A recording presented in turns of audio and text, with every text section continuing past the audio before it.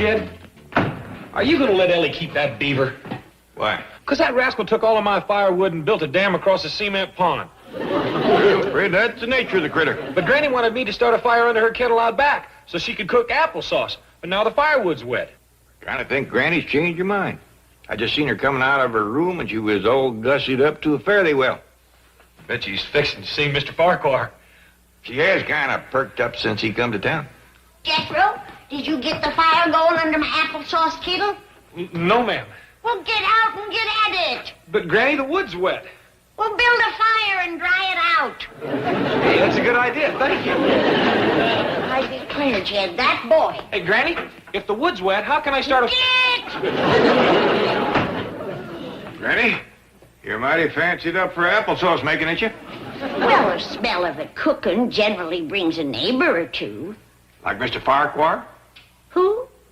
Mr. Ideal Paul. Oh.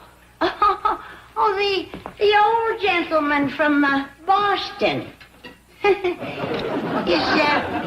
he still visiting next door? I reckon he is, seeing as how we only got here yesterday.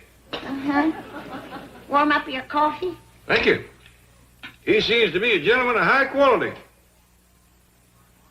Who's that? Mr. Farquhar? You still talking about him? Well, I was, but I can change the subject. I see by the news that we're having an unusual warm spell. What a man says might last through the week.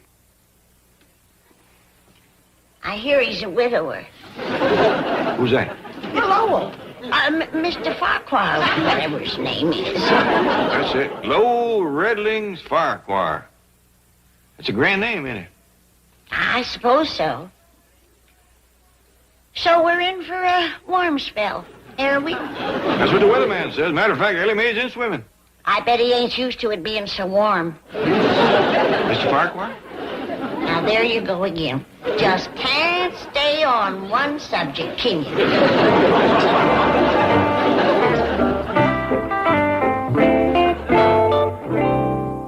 Well, Milburn, how would you like to invest some money? In what? I have a little property up in Las Vegas. You have property in Las Vegas? Yes, one of the hotels there is holding my suitcase. Forget it. Now, look, you stay away from Las Vegas. They'll only take you to the cleaners again. Ah, no, not this time. I've worked out a system. All I need is financing, and I'll make a killing. You leaving so soon, Milburn? Yes, I have to be getting to the office. Yeah, I'll be down to see you later, Milburn. We'll discuss a little financial business. Oh, Milburn, what an honor. Daddy very seldom lowers himself to discuss money. You should be deeply touched. I'm sure I will be. Daddy, it's so kind of you to let Milburn's bank handle your transactions. Well, if I'm going to give someone the business, it might as well be Milburn. Margaret, what is it? Do you smell smoke? Yes. Oh, it's those dreadful Clampetts. Oh. They've built a fire beside the swimming pool again. What for? Oh, Granny is always cooking some vile thing out there. Soap or sorghum. $50 million and she makes her own soap? They don't spend their money. Have you noticed Ellie Mae? Oh, yes. Have you noticed how she runs around in those faded old blue jeans? Yes. Tight, aren't they? What? Tight. No, as you say, they don't spend their money. I'm going over there and demand that they extinguish that fire immediately. No, Margaret, no. You're too much of a lady. This calls for a man. I'll go over and speak with him. That's brave of you, Daddy. But they're such boorish, illiterate people. I don't know how much of them you'll be able to take. Well, you have my assurance, dear, that I'll take as much as I can.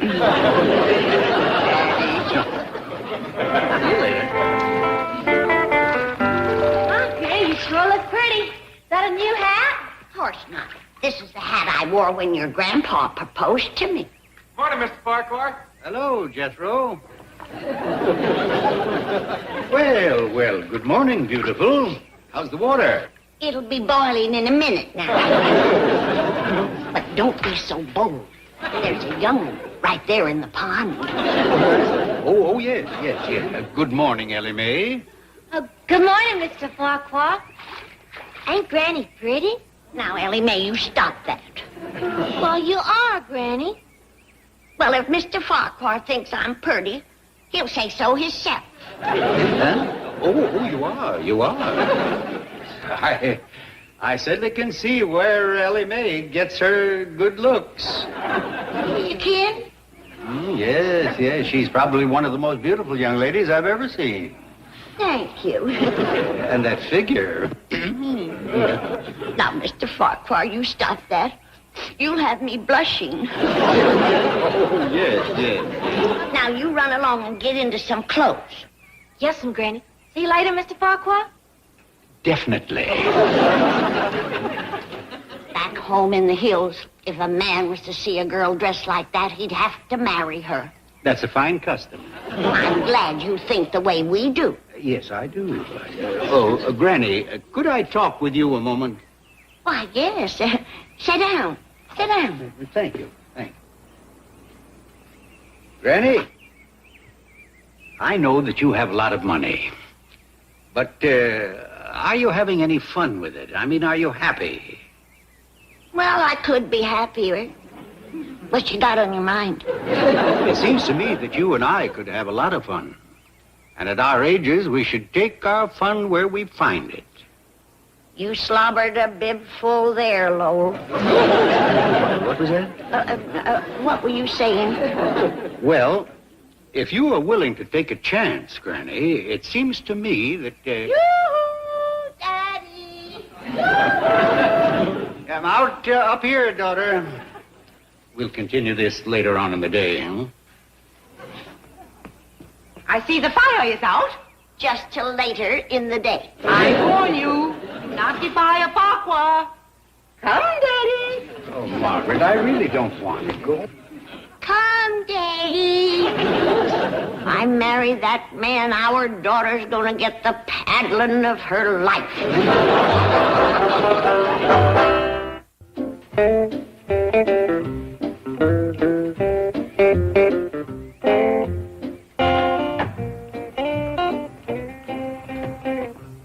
How long you aim to sit here with this gun? Oh, I don't know. Why? Well, if somebody was to come calling, you might scare him off. Especially an elderly city fella that's not used to our ways. Somebody in the neighborhood just visiting from out of town. You mean like Mr. Farquhar? Now, what made you think of him? Just a wild guess. Granny, I finally got your kindling wood for you. Remember that cider keg I had down the cellar? Why, there was a good 5 gallons of cider left in that keg. I know. That's what took me so long. Couldn't let it all go to waste. Put that keg back together again. Well, what about the applesauce fire? Ain't gonna make no applesauce. Now, do as I tell you. Yes, ma'am. Not in front of the door. Suppose company was to come. Like Mr. Farquhar? Now, who said anything about Mr. Farquhar? Don't reckon you're all dressed up like that for the trash collector. You got a big mouth, boy. Why, thank you. You pretty near got to drink 5 gallons of cider out of a keg. Hey, everybody, look at this. I done learned old Hiram to be a watchdog. Show him what you'll do if a stranger comes around. What have I done to deserve this? Well, shucks, Granny. Old Hiram just wants to earn his keep. Well, get him out of here. Hear that, Hiram? Go guard the place. What's the use? Jeb Stewart and his cavalry couldn't get through to me, let alone poor little Mr. Farquhar. Mr. Farquhar? I didn't say that. I was just using him as a for instance. I think Mr. Farquhar's got a case on you, Granny. Hey, Granny, are you going to marry up with him? Bet you so. She was sidling up to him like a bird to a honey tree. Jed, do I have to sit here and listen to this? Of course not. Now, young'uns, no more talk about Mr. For Instance. You don't think you're so smart. Well, I have news for you. Somebody's going to be leaving home soon. Granny, you ain't leaving home. You bet I ain't. But you and these big-mouth young'uns is. And you can take that big mouth with you, too. Do you get the feeling that Granny'd like us to make ourselves scarce? I don't. She told me to fix this cat. I'm getting a feeling, Uncle Jim. Let's take a drive into town. Granny, when do you want us to come back? I'll call you and let you know. Well, how will you know where we are? I'll ask you when I call. Oh.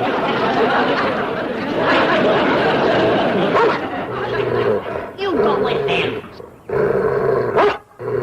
You want to tangle with me?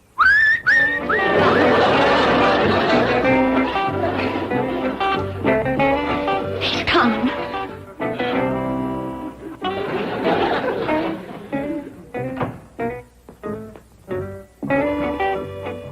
Oh, I look awful. Land sakes, it's still got gravy in it.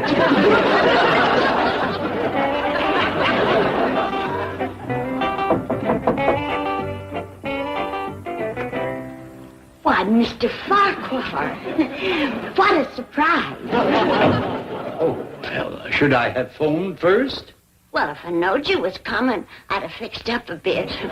Nonsense, you look fine. Would you like some coffee? Do you have any tea? Any kind you can say. Sassafras, horse mint, alfalfa. I'm afraid I'm not familiar with those. I'll throw together my special mix for you.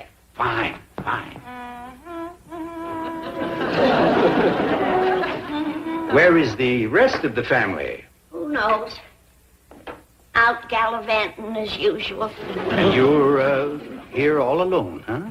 Oh, I get used to being lonely. Your family kind of loses interest in you when you're over 50.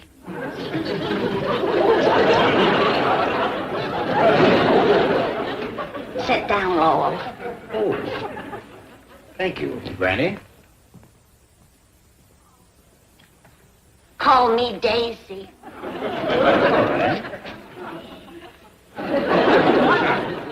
Daisy, I realize we only met yesterday. This is going to seem awfully sudden. It might not. Try me. But I sensed immediately that you and I were birds of a feather, both looking for a little excitement in the autumn of our lives. I hear you talking. Are you like me, not afraid to take a chance, to gamble a little? Heck, Fire Lowell, at our age, every day's a gamble. I figure if I wake up in the morning, I'm a winner. That's the spirit.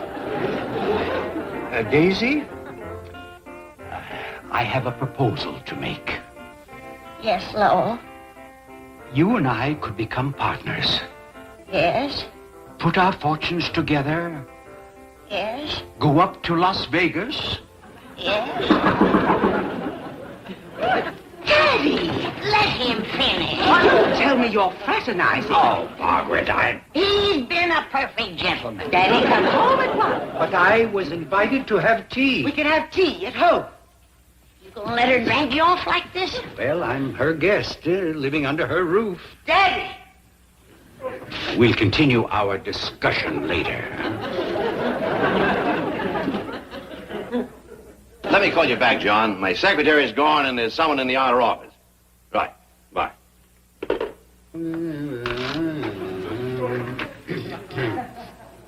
Oh, hello, Milburn, my boy. How'd you like to play a game of blackjack? Forget it. I'll show you the system I'm going to use when I get to Las Vegas. You can forget that, too, because you're not going to get a dime out of me, not a penny. Oh, I've got my financing for Las Vegas. A rich widow. Really? Yeah, we're forming a partnership. Ah, good luck. You don't object? Why should I? Her money isn't in my bank.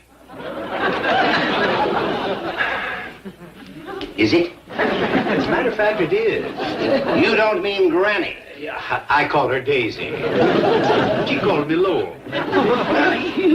We can help, Uncle Otis. Wait a minute. Now, please, Milburn, I'm wearing my best suit. Hi, Mr. Drysdale. Hey, Pa, look, here's Mr. Farquhar.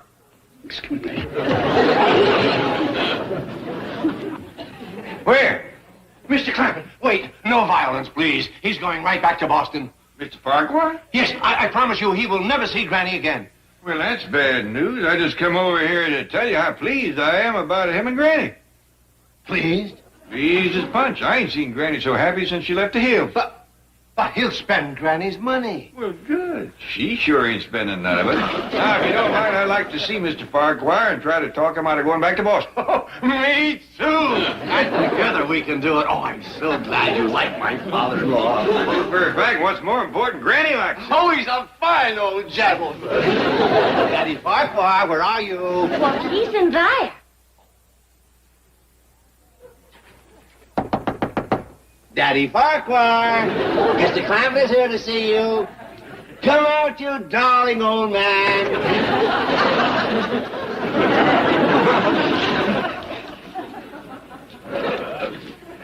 You're not angry with me, are you, Mr. Clampett? Shucks, no. I'm just hoping you won't go back to Boston. Oh, he won't. He won't. Mr. Clampett knows about you and Granny, and he approves. You bet I do. Now, why don't you come home with me? I know Granny's looking for you. Margaret told me. I'll take care of Margaret. You go with the money. Mr. Clampett. Come on, Ellie. We've been looking all over for you, Granny. Mr. Farquhar, come home with us. He's waiting in the parlor right now. I think he's going to ask you for your hand. I'll lay out your courting dress. I'll entertain Mr. Farquhar. I'll stir your applesauce for you. Just hold everything, everybody. I have decided I ain't gonna marry Mr. Farquhar. What? Why not? 'Cause I've come to my senses, that's why not. I've been acting like a bubble-headed schoolgirl. No demand 24 hours. And I was ready to elope with him to Las Vegas. Shame on me. Ow! Why'd you hit me? 'Cause I'm mad and you're handy. It's going to be an awful blow to Mr. Farquhar. All the way home, he was talking about going to Las Vegas with you. Yeah, he said with you behind him there was no limit to what he could do. He should know better himself, a man of his age. Letting his head be turned by a pretty face. Well, maybe you ought to postpone it for a while to get to know each other better. No, it wouldn't work, Ted. I could never get along with that daughter of his. Spiteful woman. Ow! Well, you can't just let him sit in the parlor and stew. Well, I'll go talk to him. Stir my sauce, Jethro. Yes, ma'am. Want me to lay out your courting dress? No, Ellie, it's gonna be hard enough on him as it is. No use busting him up altogether.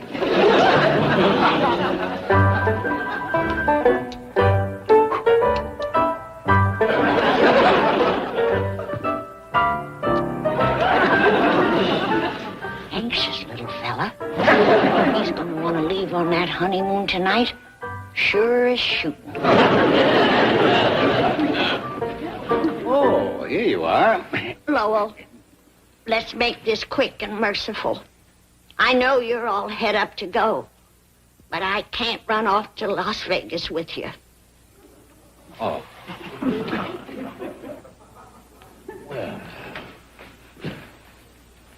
Well, then, supposing I go along without you. Go without me? And I can call you every night and tell you how I'm doing. Lowell, I don't know how you do things in Boston, but from where I come from, you don't phone in your honeymoon. Honeymoon? Well, you didn't ask me to go to Las Vegas just to look at the scenery, did you? No, but... Well, then start explaining. Yes, I guess I'd better. Well, you see, Daisy, the last time I was in Las Vegas, I met up with a lot of bad luck, and I thought maybe that it... All the dad-blame nerve. Wanting me to put up money for his gambling. Got more cheek than a fat hog. Granny, how'd he take it? Oh, terrible, Jed. Busted his heart. Left him in there crying his eyes out. Went hard on him, huh? He's all tore up. Granny, I think he done the right thing. Just hope he don't do nothing foolish. He's awful desperate. I best go check on him.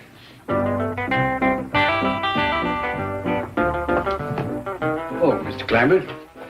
I suppose Granny told you what happened? Yeah, I reckon you're pretty disappointed. Yes, I surely am. Mr. Clampett, would you like to go to Las Vegas with me? No? I'll find someone. About as desperate as anybody I ever seen.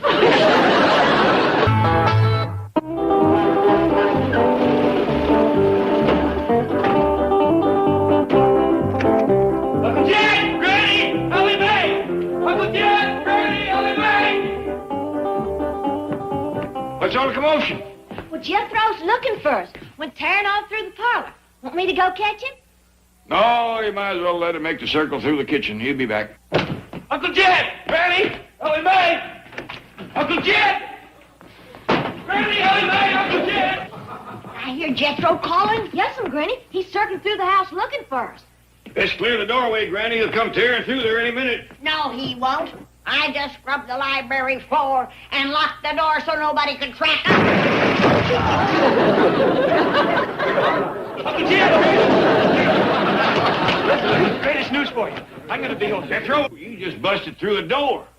I did? I wondered what that noise was. Let me tell you about the news. I finally decided on my life's calling. Again? This time it's for sure. I mean, this job is a natural. Well, what is it? I'm going to be a 5-star general.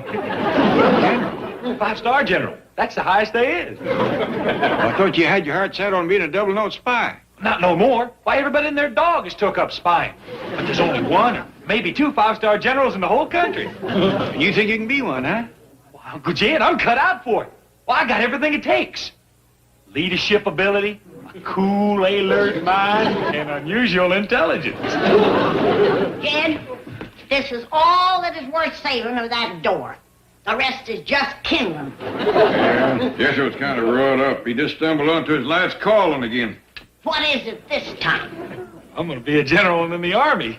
Not ours, I hope. Found some more, Granny. Here, boy. Fill the door around this stuff. I can't right now, Granny. Got to commence packing for West Point. West Point? What's that? Well, that's where you learn to be a general.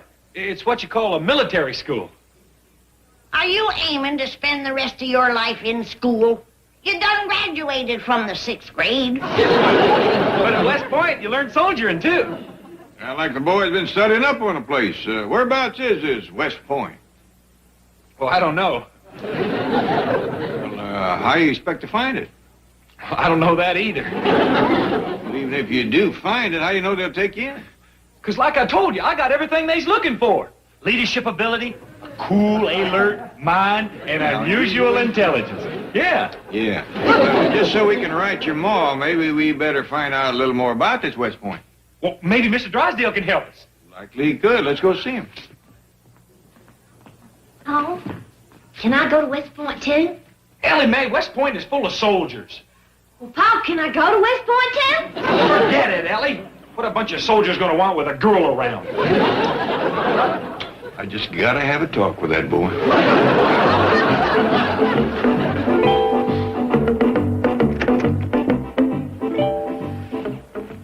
Looks like Mr. Drysdale's asleep. No, he's just relaxing. After lunch, he likes to put a soothing pack on his eyes.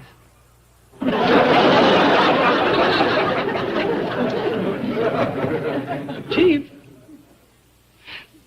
Mr. Drysdale. Gina. Chief, wake up. Oh, what a wonderful dream. I was all alone with Gina Lola Bridget. Chief. She made $500,000 deposit. Mr. Clampett, Jethro, come in. Sorry to bother you, Mr. Drysdale. No, it's always a pleasure. What can I do for you? Well, Jethro here has got a favor he'd like to ask you. Well, you just ask away, anything at all. I'd like to go to West Point. Well, that's no problem. West Point? You, Jethro? Why, ain't it a good school? Yes, it's one of the finest schools in the world. Well, boy, it looks like you made a good choice. Can you fix it for him to get in, Mr. Drysdale? Well, Mr. Clampett, in order for a young man to enter West Point, he has to have, it must... Explain this another way. Well, first of all, the scholastic requirements for qualification are exceedingly stringent. He must have a great deal of academic preparation. Are you saying it takes a heap of schooling to get in? Exactly. Well, boy, here you're sticking with it clean through the 6th grade is finally going to pay off. Well, you don't have to go to West Point to learn soldiering, but there's an excellent military academy right here in Beverly Hills, Havenhurst. How's that sound to you, boy? Well, gee, I kind of got my heart set on going to West Point. But Havenhurst is so handy. West Point is 3,000 miles away. 3,000? Gee, if I went there, I'd just about have to give up Granny's cooking, wouldn't I? Would be a long way to tote lunch, yeah. Can I get to be a 5-star general at Havenhurst? Believe me, Jethro, you have a better chance there than you would have at West Point. Okay, I'll go. Well, thank you, Mr. Drysdale. Jethro and me will go over and get him joined up. No, let me prepare them first. I mean, I want to see if they're prepared to give Jethro the finest military training. Shucks, it don't have to be so fine. Just so long as I can get to be a 5-star general. Well, let me take care of everything, and I'll keep in touch with you. Right? Well, thank you kindly. Bye, Miss Jean. Bye. Bye. Well, Granny, looks like this boy's going to be back in school real soon now. Military school. Mr. Drysdale's getting me in. It's right here in Beverly Hills. I can eat at home. How soon will this mess be ready, Granny? What did you call my victuals? Oh, that's military talk. When us officers eat, we call it a mess. And this here is what you call a mess hall. And you are the head mess maker. Granny ain't interested in military talk now. Why don't you get ready for school? Okay, but I'm awful hungry. What time is mess call, Granny? She'll let you know. Get going. Well, I'd appreciate it if somebody'd blow a bugle. That's what they do in the military. Kid Clampett, you take my word for it. More schooling is going to be the ruination of that boy. Now, Granny. He's got so much book learning in his head now, there's no room left in it for any sense. But this is a military school. Little taste of Army life ain't gonna hurt him. That boy never took a little taste of nothing. You heard him say he wants to be a general. Oh, he might be cut out for it. You got the feet for marching and the mouth for giving orders. All right, Jed. From now on, this is your worry. I'm staying out of it. Okay. But it's you who have to explain to his ma. Explain what? Never mind. This is your worry. I'm staying out. Okay. But it's you who have to dry her tears, not me. Here? Now, don't try and pump me. I'm staying out of it. Yeah, I gotta remember that. 40 acres of weeds from the poorhouse window is a mighty sad end. Pa? Jethro says he's going to a military school right here in Beverly Hills. Yep. Just a minute, Ellie. Your pa wants to ask me something. No, I don't. Well, that's your worry. I'm staying out. You don't? It's a school called Havenhurst, Ellie. According to Mr. Drysdale, it's a dandy. Well, can I go over there with him? And maybe I can meet some fellas. Sitting in the poorhouse window. That's where Pearl's gonna be. What's she talking about? She'll let us know. Well, quick as Jethro gets acquainted, he'll likely fetch some fellas home with him. Looking out at her 40 acres of weeds. What does that mean? There's a way to find out quick. Come on, Ellie, let's go call Mr. Drysdale. 'Cause her only boy won't be coming home to work them 40 acres that she's always counted on. He'll be going to school learning to be a Beverly Hills general. Pearl sold off them 40 acres of weeds 5 years ago and made a pot full of money. Well, that's your worry. I'm staying out of it. Yeah, I forgot. What do you mean you couldn't get him in? Now, I gave my word to Jed Clampett, and when I give my word, I expect you to keep it. I did my best, Chief. I pleaded with the commandant, but he was adamant. Jethro will have to come in for a personal interview and take the standard entrance examination. Baloney. But the commandant said... Oh, nuts to the commandant. He's used to pushing little kids around. Well, let's see what happens when somebody looks him in the eye and tells him where to head in. Now get back there and try. I'm going to lunch. Chief, please. What now, Miss Hathaway? What now? I've told you what to do and how to do it. What more do you want? I want you to do it. After all, it was your idea. Well, there you are. I've done the executive thinking. I've created the master plan. Now, it's up to you. Chief, we have been through that. I am not going back. Are you disobeying a direct order? Yes. Miss Hathaway, need I remind you that it's almost Christmas bonus time? Mr. Drysdale, I have been with you for 10 years, and you have never yet given anyone a Christmas bonus. Well, is this any way to get me to start? All right, I'll do it myself. If you need me, I'll be at Havenhurst, in the office of the commandant, chewing him out.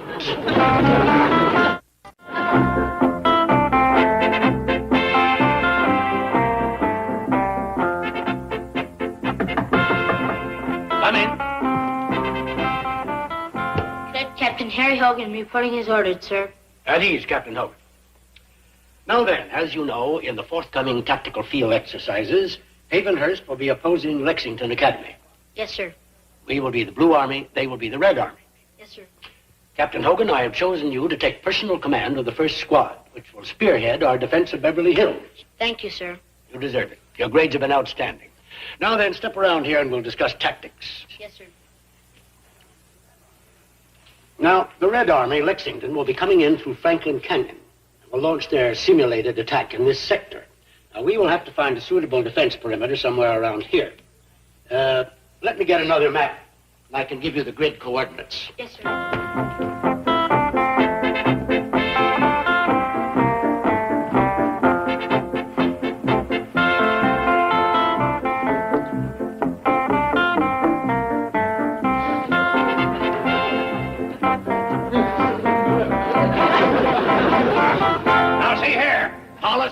Let's get something straight. But, sir... You speak when I give you permission. Now, I have a boy I want enrolled in this school, and don't give me any hogwash about entrance exams and personal interviews. Is that clear? Perfectly. Hey, kid, your voice is changing. Who are you, sir, and what do you want? Oh, but he's... Oh, I guess I must have missed it. Yes, you did. I am Colonel Hollis. I'm Milburn Drysdale, sir. Any matters involving enrollment must come through me. Well, couldn't I talk to him? He seems very confident. What? Well, I know how busy you are, sir, running this fine school. I believe I heard you say that our entrance requirements were hogwash. Oh, no, sir. I was just joking with the little nipper. Oh, he's a fine lad. The boy you mentioned must come in for a personal interview and take an entrance examination. Oh, yes, sir. He's a fine lad, too. Oh, you'll like him, sir. How old is he? Well, he's kind of big for his age. Nice, tall, husky boy. Been to elementary school. Oh, what is he, 9, 10? Oh, no, he's not that tall. Maybe you'd like to take my word about him. Just go ahead and enroll him. Bring him in. Yes, sir. Thank you, sir. Howdy, Miss Jane. Hear the news? Mr. Drysdale's getting me into the Havenhurst Military Academy. Here you are, Jethro. Use my office to change your clothes. Yes, sir. Yes, sir. Well, congratulations, Chief. How did you do it? Easy. The minute I walked into the commandant's office, I took charge. I didn't let him bluff me like he did you. He seems so stern, so forceful. You know, you're like a lot of civilians, cowed by a uniform. But not me. I walked over to his desk, I picked up his nameplate, and I said, "See here, Hollis, let's get something straight." And he said, "But, sir..." And I said, "You speak when I give you permission." So that took a lot of courage. Bah, don't forget I was in the Army myself for 4 years. I can't wait to see Jethro in his uniform. Oh, there's plenty of time for that. Have you been to lunch? No, not yet. Well, you better go now. Take an extra long one. Half hour. Thank you. Okay. But keep it to yourself. Ready, Jethro? Fine. Mr. Drysdale, are you sure this is what I'm supposed to wear? For the personal interview with Colonel Hollis, yes. Now, let's see you march the way I showed you. Yes, sir.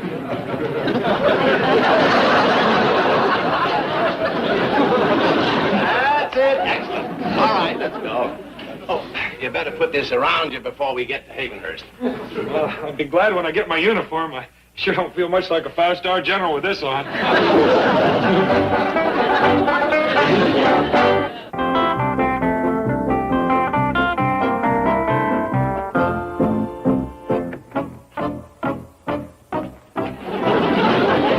All right, Jethro, you can straighten up now. Thank you. My knees is killing me. Mr. Drysdale, I'd like to see you alone. I didn't know he was that big. Oh, he sure fooled me. If you will, please. Gee, I was embarrassed when I saw him wearing that outfit. But you know how it is. Some parents try to keep their children from growing up. Someone should tell his they lost. Well, obviously he doesn't fit the Havenhurst image. Well, he could get used to marching like this. Well, how did he do in the entrance exam? We didn't get that far. During the interview, it came out that his uncle's estate is located right here on this high ground overlooking Franklin Canyon.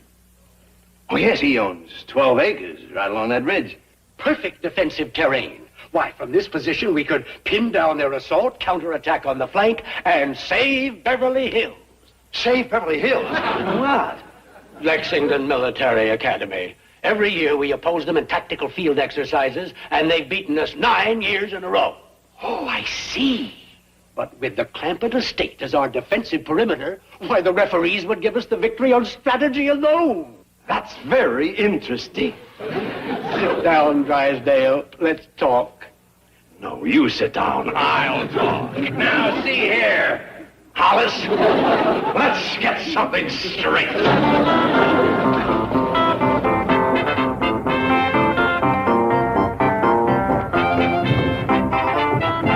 on, you guys, let's move it. Look sharp, double time, let's go.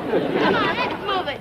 Look sharp, double time, let's go. Come on, you guys, look sharp. Come on, 14, shape up. Turn, jump. What'd he say? Quiet in the ring. Yes, sir. Come on, 40. Come here, quick. What is it, the soldiers come? Yeah. Take a look at the size of them. They's a bunch of runts. 40. I said shoulder arms.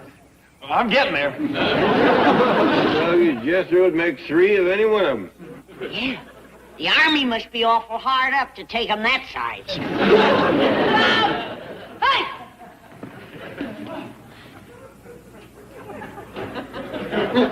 Bodie! Yeah?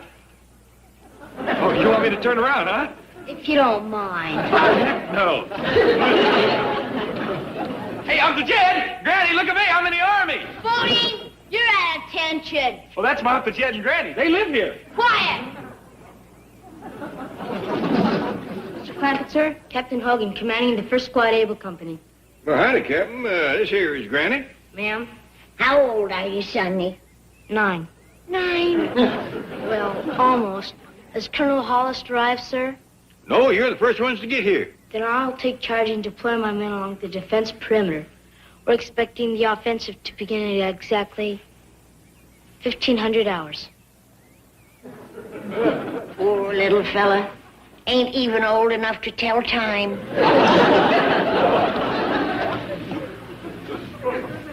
Jethro, is these real soldiers? I'll say.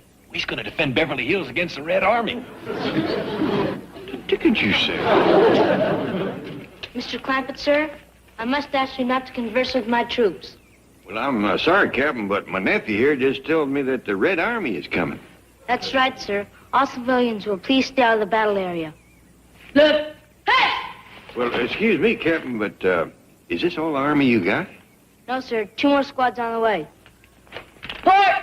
Arms! Well, excuse me again, Captain, but is the fellers in them other 2 squads any older?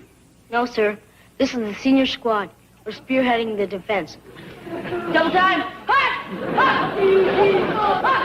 Hey, something else? Hey, wait for me! Granny? Granny. I don't know how much of that you heard, but Beverly Hills is in a heap of trouble. All right, Larry, put him on a crossfire. Keep it up. Ammo! 14, more rows of caps up here on the line. I'm tired of passing out caps. I'm gonna do some shooting now. 40, What you want? come here. But I ain't had a chance. Quiet! You big meathead. You goof up once more and I'll bust you solo. You have to salute civilians. Do you read me, 40? Well, I hear you, if that's what you mean. Officer, we got the Red Army on the run. After the main time attack. And you, 40, bring ammo on a double.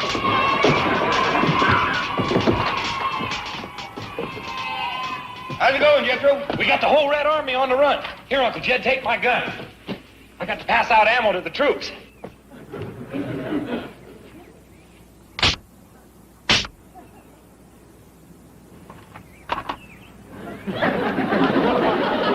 That dog is Granny.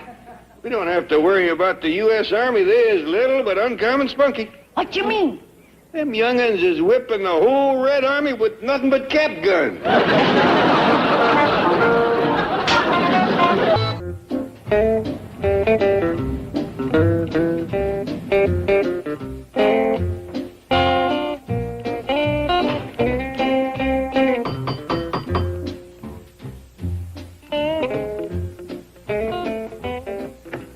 Oh, howdy, Miss Jane. Good morning, Mr. Clampett. Jethro? Howdy, Miss Jane. You're just in time for a doctor's examination. Doctor's examination? Twice a year, Granny gives everybody a good going over to see that there's nothing wrong with them. I'm next, but you can take my turn if you like. Oh, well, thank you, Jethro, but I just came by to have some paper signed. Oh, howdy, Miss Jane. Greetings, Ellie. Nick. Oh, just take a seat, Miss Jane. I'll get to you as quick as I can.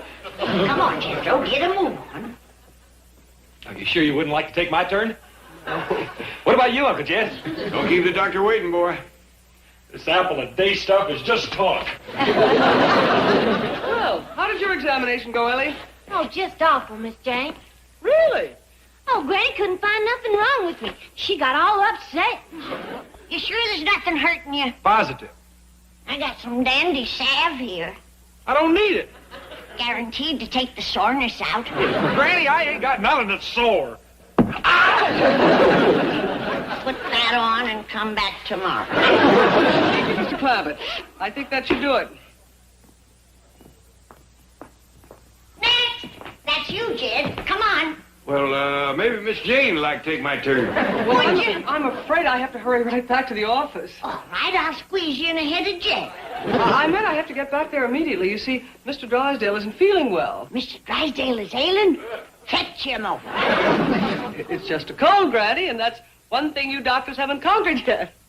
What do you mean? Well, there is no known cure for the common cold. You mean to tell me the city doctors ain't got no cure for a cold? Well, they can alleviate the symptoms, but no one has a cure. Well, Granny has. She's been making it as long as I can remember. A cold cure? 1 spoonful is all it takes. But the greatest research scientists and doctors in the world have been working on this problem. Well, tell them to stop it. I come up with a cold cure 45 years ago. You did? Well, I thought everybody knew. It was wrote up in the Razorback Hog Breeders Gazette. Right on the front page. Those doctors and scientists don't read that. How can I get the word to them? I'll take that up with Mr. Drysdale. Well, tell him to cheer up. Granny's going to cure his cold. Yes, I'll warn... tell him. Bye. Bye. He did? Oh, that's good. Bye. I'll have to start mopping up a batch of my cold cure, Jed. Mr. Drysdale's on his way over. He is? Yep. The girl said he's going to see the doctor.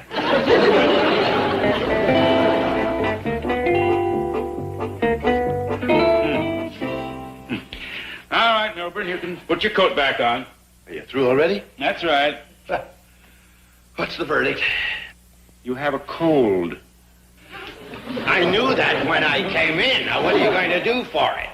I'm going to recommend that you eat sensibly, drink lots of fluids, get plenty of rest. And in a week or 10 days, you'll be all right. But wait a minute. Aren't you going to give me a shot of something?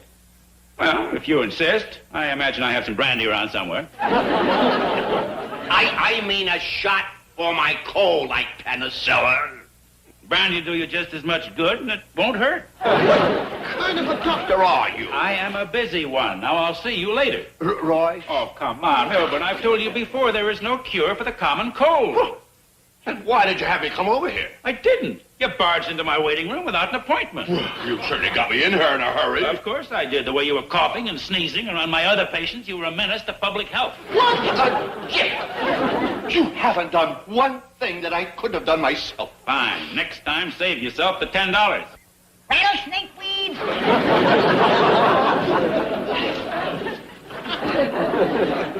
Secret ingredient X4.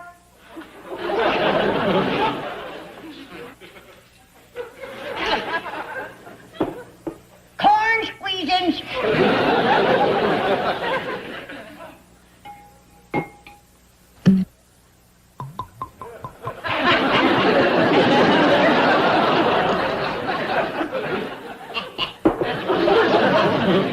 Ellie, that's the strongest batch I ever made. It'll cure cold in a hurry, huh? I mean my corn squeezins. Won't know about my cold cure till it works for a spell. Look, Granny, it's working now. They can hole right through the blanket. That ain't my cold cure. I forgot to put the cork back in my jug.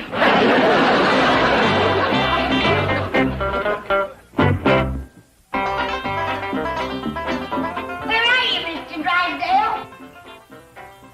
Mr. Drysdale?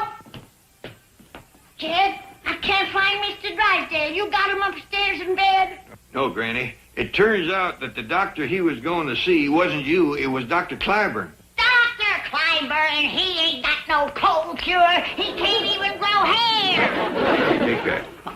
That highfalutin society sawbones, he mean-mouthed me, called me a witch doctor. And after I growed a crop of hair on that gourd head of his. Yeah, but it seems that after a spell, all that new hair fell out. I just grow it. I ain't got time to garden it.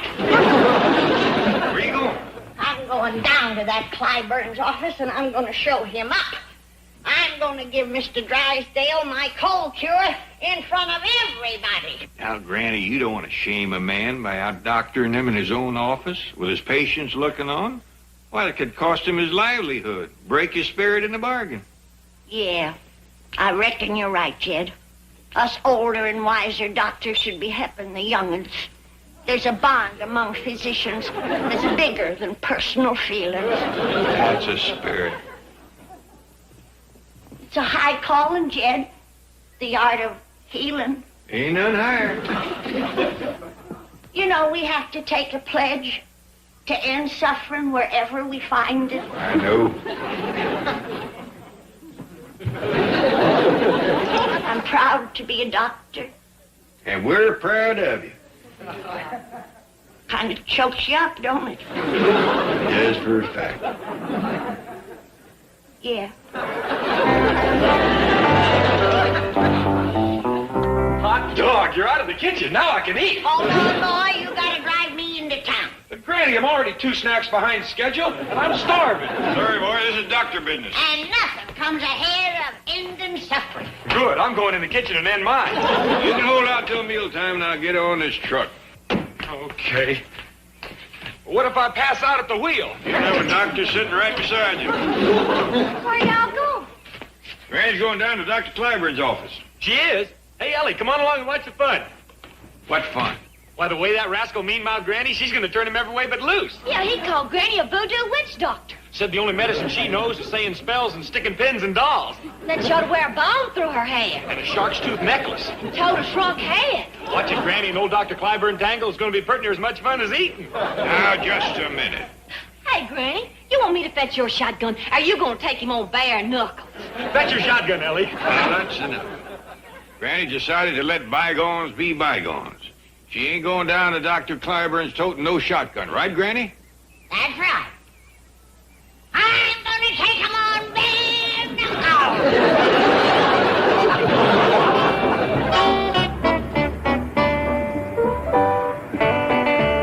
Here it is, Granny. Roy S. Clyburn, M.D. Now, Granny, before you go in there, I want you to promise me again that Now, Jed, stop worrying. Now, cool down. I'm here as one doctor helping another to share the fruits of my medical research. Well, that's fine. I'm sure he'll appreciate it. There's a bond between all us physicians. Yeah, I know. It's a high calling. True. I'm proud to be one. Hey, Uncle Jed, if there ain't gonna be no scrap, can Ellie and me go get something to eat? Yeah, this ain't gonna be no fun. It's going to be better than fun. It's going to be a lesson in folks forgetting their own feelings for the good of mankind. And I want you youngins to see it.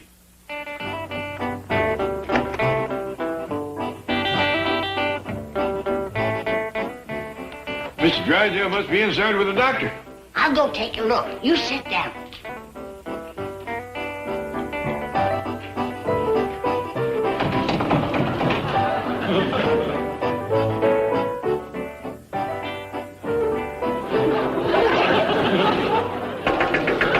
Hey, you in there, open up. Please, madam. You ought to wash this window. So dirty I can't hardly see to it. What did you wish? Mr. Drysdale in there? No, he's gone. Oh, well then you tell Dr. Clyburn that I got something for him. Did you have an appointment? No, but he'll be glad to see me. I'm afraid Dr. Clyburn is booked up for weeks. Well, I ain't gonna sit here that long. Now you tell him that Dr. Granny is here to give him a cold cure.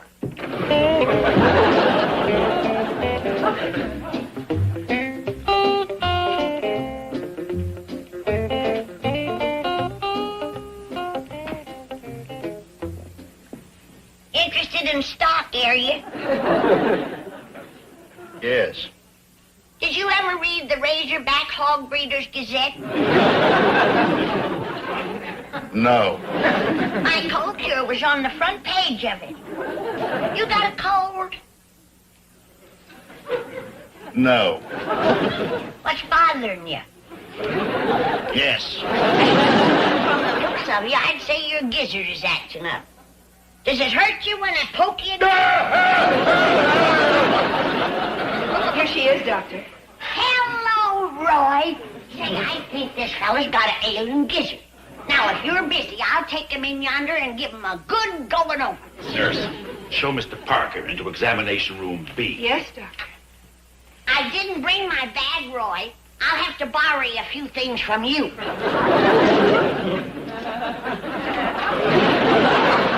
You see, youngin'?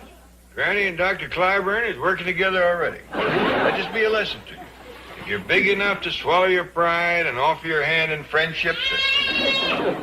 Put me down, you good-headed queen! Out, all of you, out! Oh, no, not you. Forget I won't give you my cold cure! Excuse me, Dr. Clyburn, but I'm disappointed in you. Ray. I am for a fact. Like I was just saying to the young'uns, I said, with Granny swallowing her pride and coming forward like she done in the spirit of goodwill and...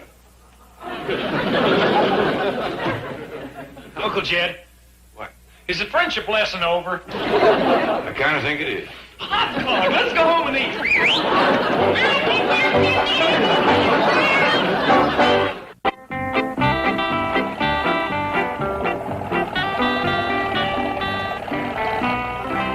Jethro, where do you think you're going? There's no medical buildings on this street.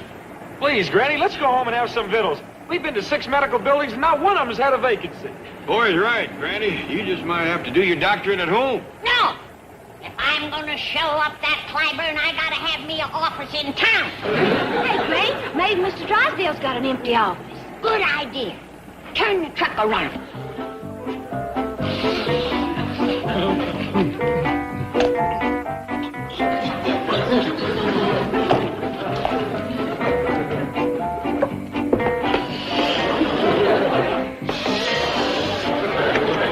Excuse me, Chief, the Clampetts are in my office. Mr. Drysdale! Who's a better doctor, Clyburn or me? Well, you are, Granny. Clyburn cure a cold? No. Can he make medicine better than me? No. Has he been doctoring longer than me? No. Then can I have an office here in your building? No. No. She means no vacancy. Otherwise, we'd be proud to have you. Proud. There's a sign downstairs that says the penthouse is for rent. Can I have it? No. No. She means no problem. Miss Hathaway, see that the penthouse is made ready for the doctor immediately. But Chief, you got... Never mind, Miss Jean. Granny knows exactly what she wants. You got a whole family to help her. Come on, Doc. Oh, Mr. Drysdale, I left your cold cure on the truck. But you come up to my office later. You can be my first patient. Chief, practicing medicine without a license is a criminal offense, and if you rent her an office, Oh, that relax. She can't practice medicine without patience. So, we'll tell the switchboard operator not to ring, and the elevator operator not to take anyone up. But by tonight, Granny will be ready to forget the whole thing and go home. In the meantime, we will have collected the first and last month's rent. if she does treat a patient, somebody is going to jail. Oh, stop worrying. Your job will be waiting for you when you get out.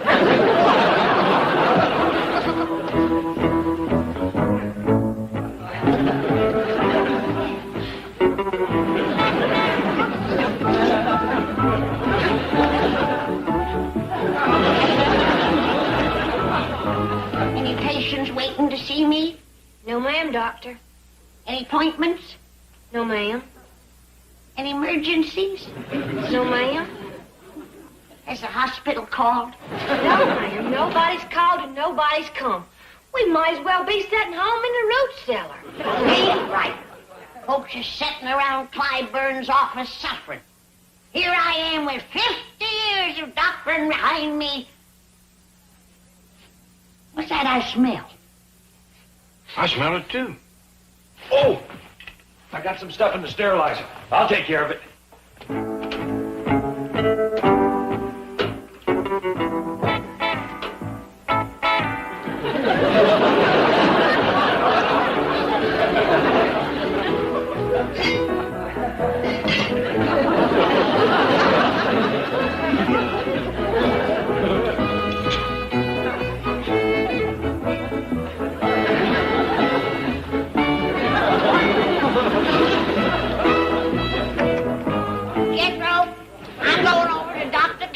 Office and fetch back some sick folks.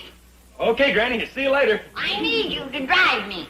I'm sorry, Granny. I got emergency here. What emergency? I'm trying to keep from starving to death. You can eat later. Come on. But, Granny, I haven't eaten. Now! And bring my doctor's bag. Yes, ma'am. I'm coming.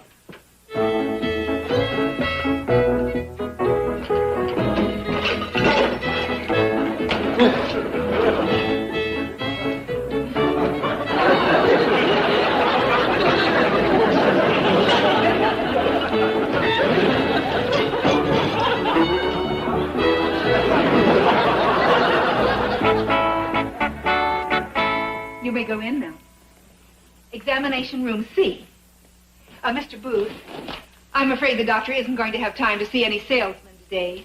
Oh, but I have to fly back to San Francisco tonight. Oh, Miss Murray, would you get me to Henderson X-rays, Yes, please? sir. Thank you. Oh, Dr. Clyburn, I'm from Hencal Pharmaceuticals. Another time, please. I've had a hard day. But I have this new combiotic. Another time.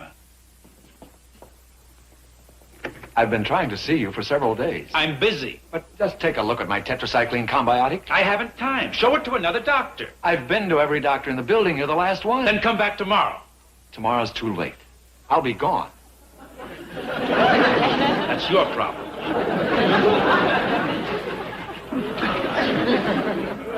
You poor man. I heard what he said to you, but all doctors are not like him. What is it you wanted to show him? I have an advanced tetracycline combiotic. Lord love you. I got something that'll ease your pain. You'll have to come to my office. I can't come to your office. Catch him, lunchbout. There's no time to lose. What about my case? I'm taking it.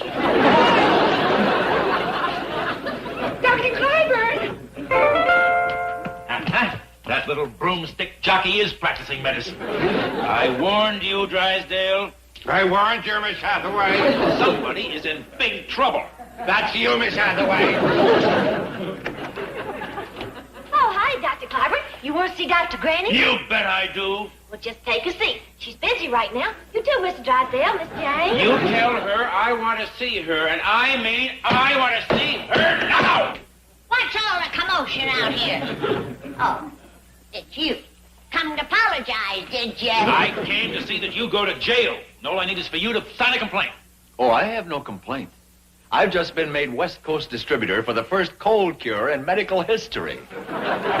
You bean brain, there is no cure for the common cold.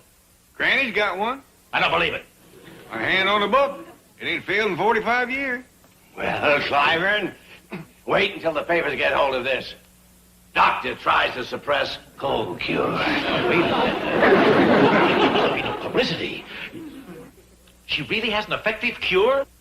One spoonful's all it takes. Well, I'll tell you what. If Granny will give up this office, I'll forget about everything that's happened up until now. It's a deal. But first of all, I want to find out more about this cold cure. Come down to my office, Roy. Yeah. Oh, okay, Milburn. I'll be right with you. Don't forget I have exclusive distribution. Granny, I apologize. This morning I didn't believe you. Your cold cure really works. Positively, if you follow directions. By the way, what are the directions?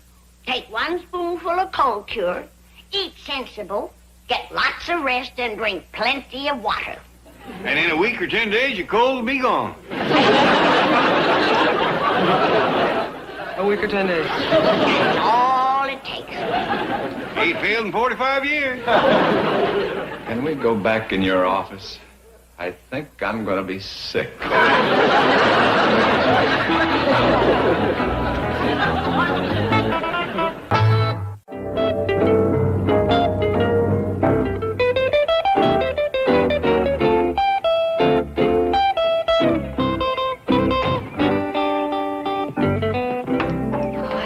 This house down. It's perfect for small impromptu parties. I'm going to buy it. That front lawn needs something. A fountain. With a statue. What's that statue by Rodin that I like so much? The Kiss?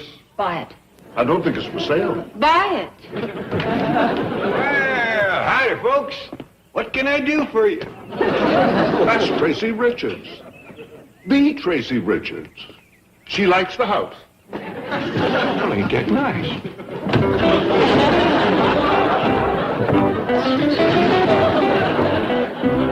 I'm Miss Richards' secretary. If the owner's on the premises... Doug? Yes.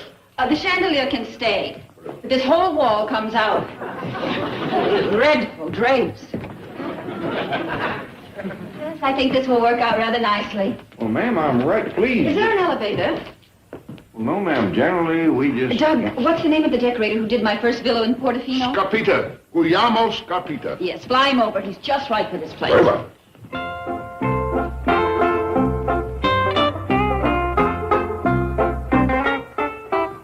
Who's them goomers, Jed? How's if I know? What do they want? Don't know that either for sure. He asked if we had an elevator. Could be they're selling them. Tell them we don't need one. So far, I ain't been able to get a how-to-do in edgeways. Oh, perhaps this wall could come out, too. We'll see what Guglielmo says. Let's go. Don't you want to see any more of the house? No need to. I like it. We're real pleased that you like Doug, we're going to be late for the art auction, and I must have that Marteau. Now, hurry. Very well. Can you tell me who owns this house? Jed owns it. Mr. Jed? Jed Clampett, but Thank you very much. Miss Richards is buying the house. 10, 20, $30. Is this all they're offering for the place? I don't hardly think so. I don't know what we paid for it, but I believe that it would top this.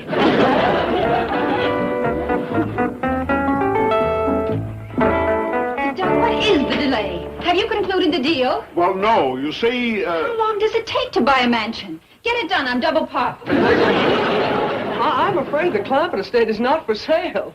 Do you know who I am? Well, I know you're one of the richest women in the world. Not one of the richest. The richest. And when I choose to buy something, it becomes for sale. well, you see, Mr. Drysdale, who handles the business affairs for the Clampett family, is out of town. Summon him. He's traveling by car, but he should... Oh, excuse me, that's Mr. Drysdale's private line. He should be back tonight or tomorrow. I'm not waiting until tonight or tomorrow. I want that mansion today. Now. But let's go talk to the owner. We have. When? This morning, the man who met us at the door. You're joking. That rural Rasputin was... J.D. Clampett. Well, this is going to be simple. Get the papers ready.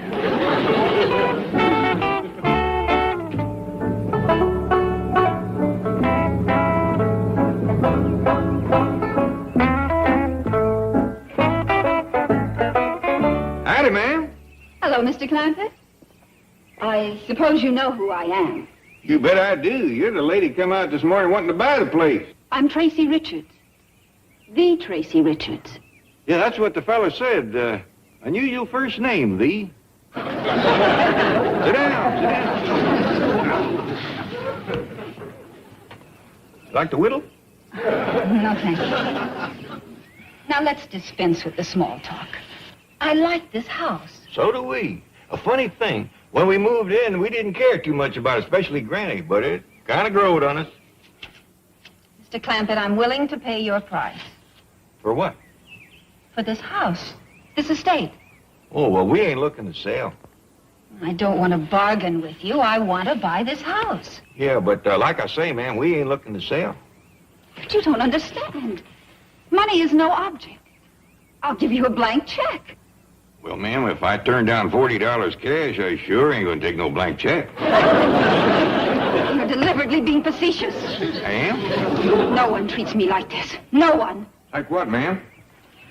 Always get what I want, and I'm going to get this house.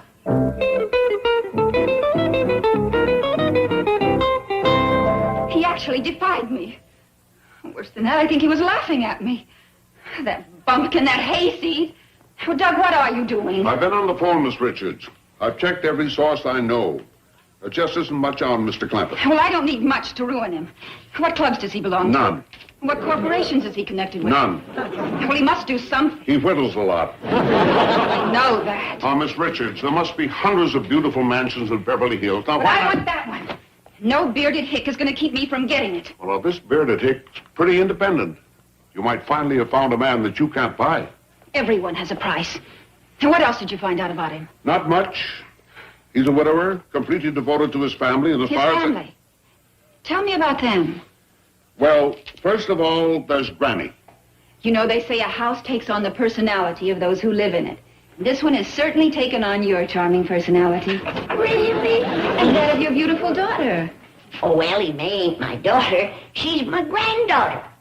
Teasing me. You can't be a grandmother. Oh, but I am. Ain't I, Ellie? Yes'm. But you're so young. I'm older than I look. Ain't I, Ellie? Yes'm.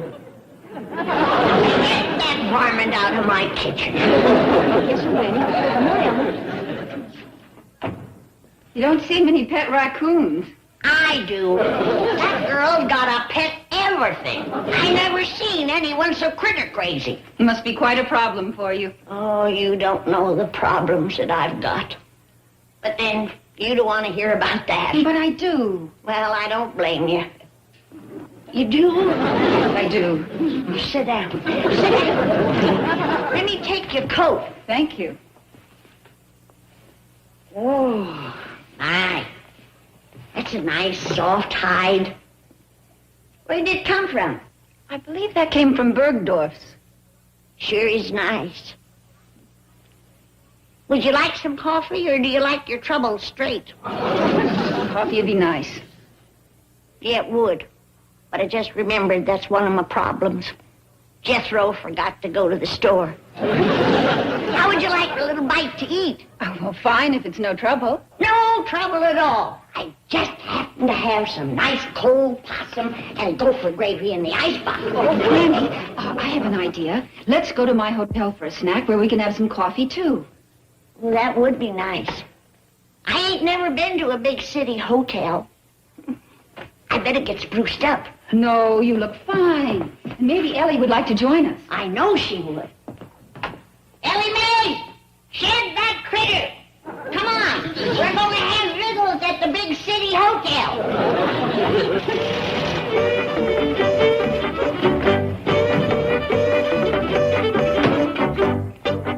Dog, she's back!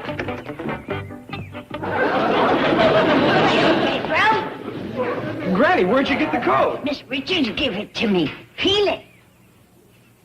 What kind of hide is it? Comes from a critter called a Bergdorf. Oh, this handsome young man must be Jethro. Say hello, Jethro. Hello, Jethro. Where's Jed? Who? Your Uncle Jed. Where is he? I left him at the bank. I think.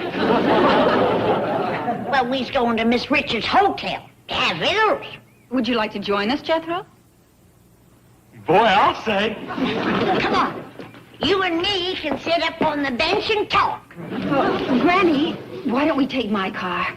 Good view from up there. I've seen everything. All right. I'll see what's keeping Ellie. Ellie Mae! Come on! Jethro, would you like to drive my car? Would I?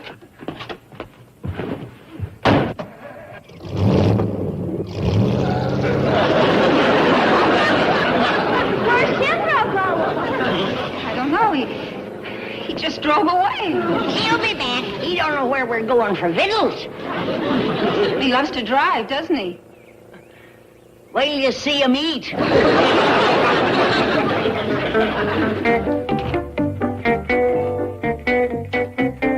I'm back. Any calls? Okay, thank you.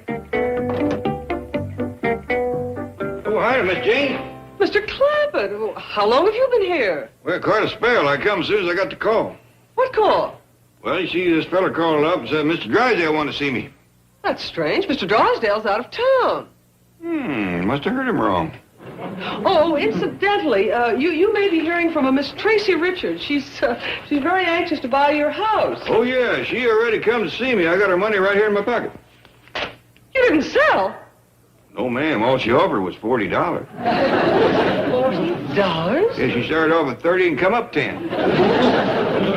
Oh, well, there must be some mistake. Tracy Richards has scads of money. I reckon she spent it all on that fancy car. Hardly. She inherited one of the world's great fortunes.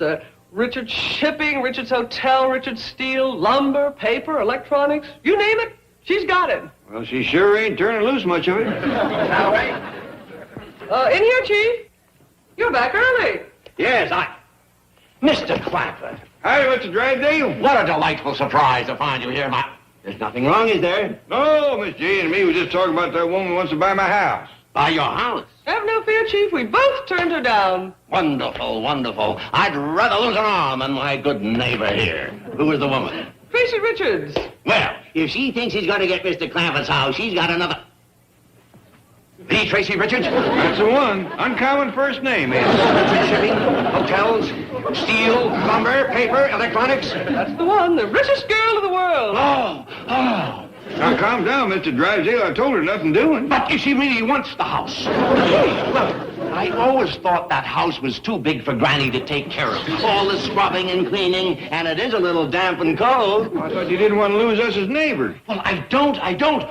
You can move into my house. What will Miss Drysdale do? We'll sleep in the garage. I can pitch a tent, dig a cave, build a tree house. There must be some way to get the Richards account and still keep everybody happy.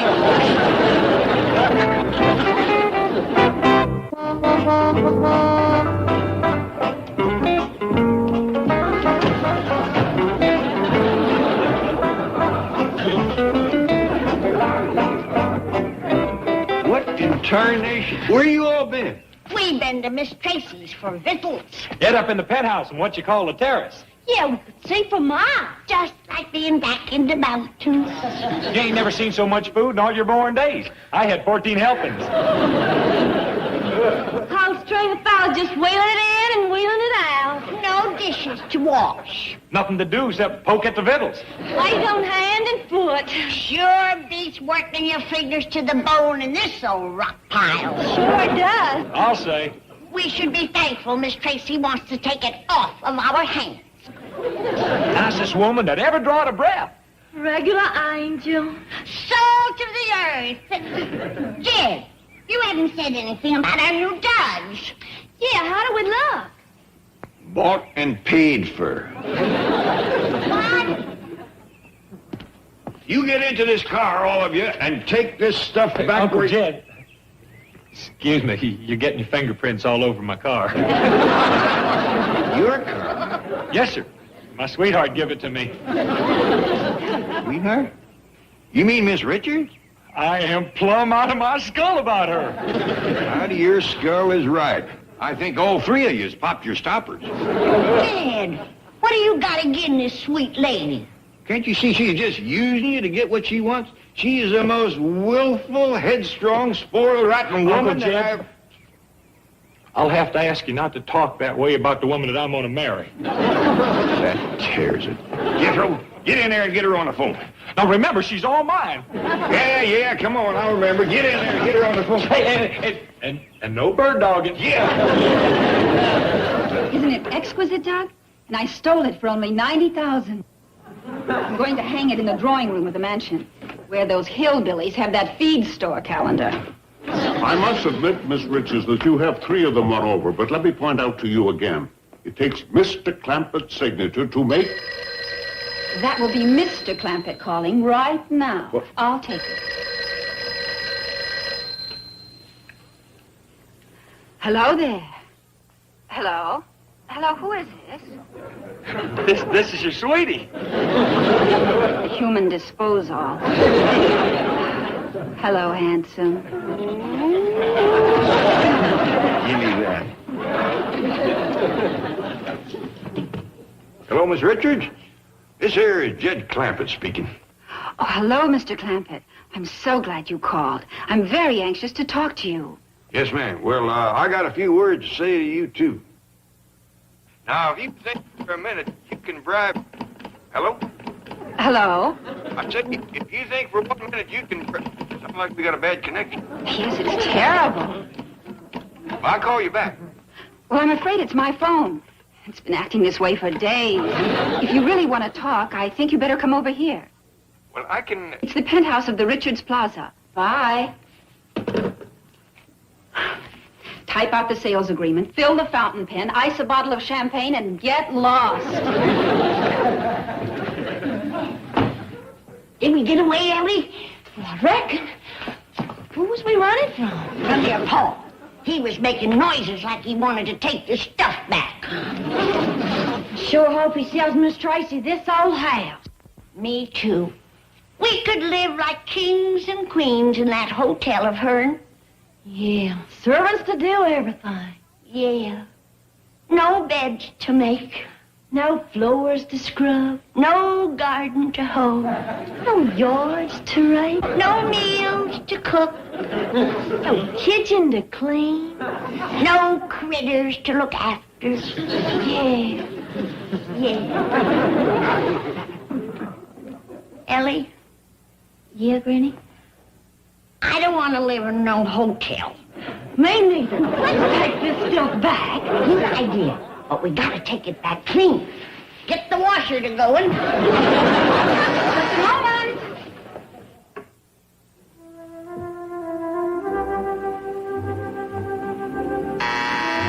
Coming.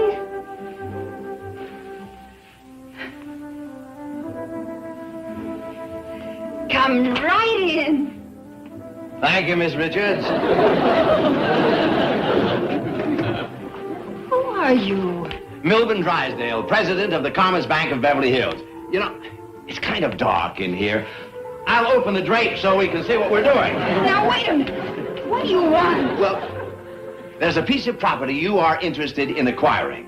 And as a depositor in my bank, I will use my influence in your behalf. But I'm not a depositor in your bank. Yes, well, that's what I'm here to talk about. Now, I have taken the liberty of analyzing your financial situation.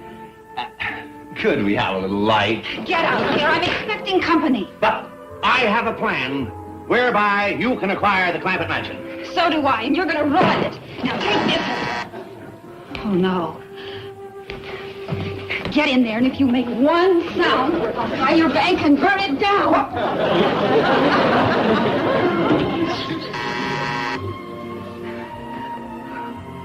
Who is it? Kid Clampett, ma'am.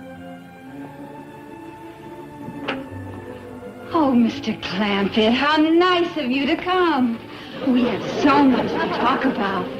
Well, won't take me long to speak my piece. You haven't even told me how you like my little place here. Well, it's right nice, what I can see of it. Got to knock a few windows in it, though. It's a marvelous idea. Thank you. Now, ma'am, I come here to talk about all that stuff you give my family. I don't hold with that, and every bit of it is coming back. You know, when you're angry, your eyes flash blue fire. It ain't that I don't hold. You do? I'll put out the fire.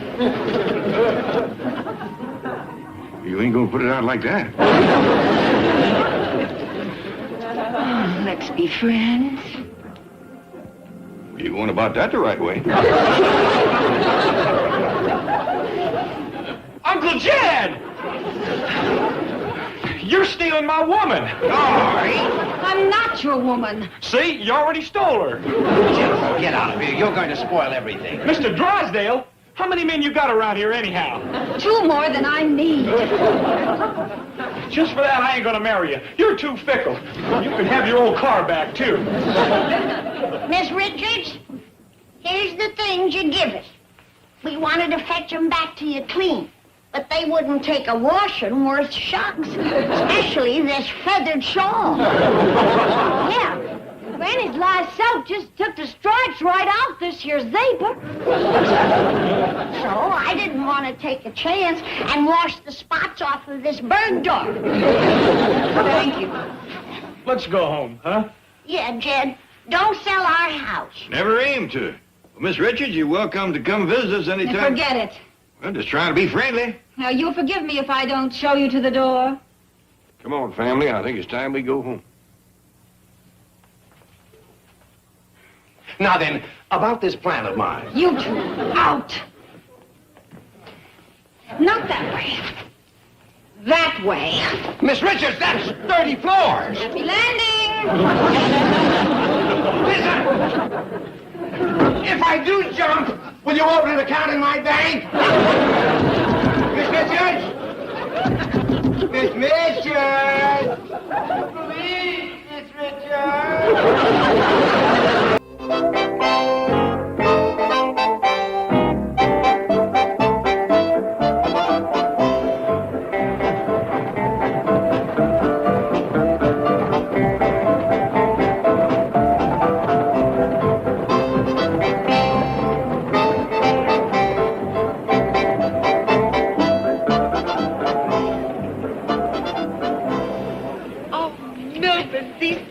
affairs are so thrilling. Expensive, too. All these people are here. Everyone they could put the bite on. Here are the Gaylord Depews from Pasadena. Yoo-hoo! Rosemary! Isn't she a mess? The race has started.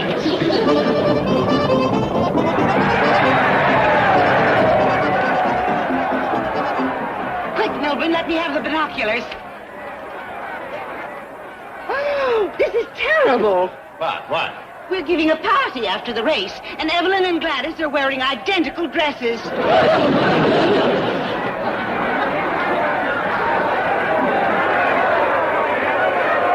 I'll have Mr. Drysdale call the moment he returns. Oh, before you hang up, could I speak to Jethro, please? Well, he ain't here right now. He's out giving Granny another driving lesson. Yeah, she likes to be able to get around on her own, so she... Hey, Pa, I think you better come quick. Granny's headed up the front line. Call you back, Miss Jane. That's Granny's driving, all right. Granny, are you hurt? No, I'm all right. Hey, how you getting out? And you a driving teacher. Not no more. I'm through. I done give my last driving lessons. Uncle Jen, she's getting worse instead of better. Where'd you hit the tree? Out in front of the Drysdales. It's your fault. You told me to turn around. So I turned around. That's when we walked into the tree. Granny, I meant turn the car around. She was starting up a one-way street. You shouldn't have yelled at me. With all them cars heading right for us. I'm through risking my life with them contraptions. Too many people on the street driving around that have no business. That's the truth. Jethro, you need any help getting the truck out of here? Shucks, no, Uncle Jed. There's only one end of the lift. Won't Jethro and me take this tree over to the Drysdales and set it back into the ground? Yeah, now'd be a good time to do it, too, while they're still at the park looking at the horses. Horses?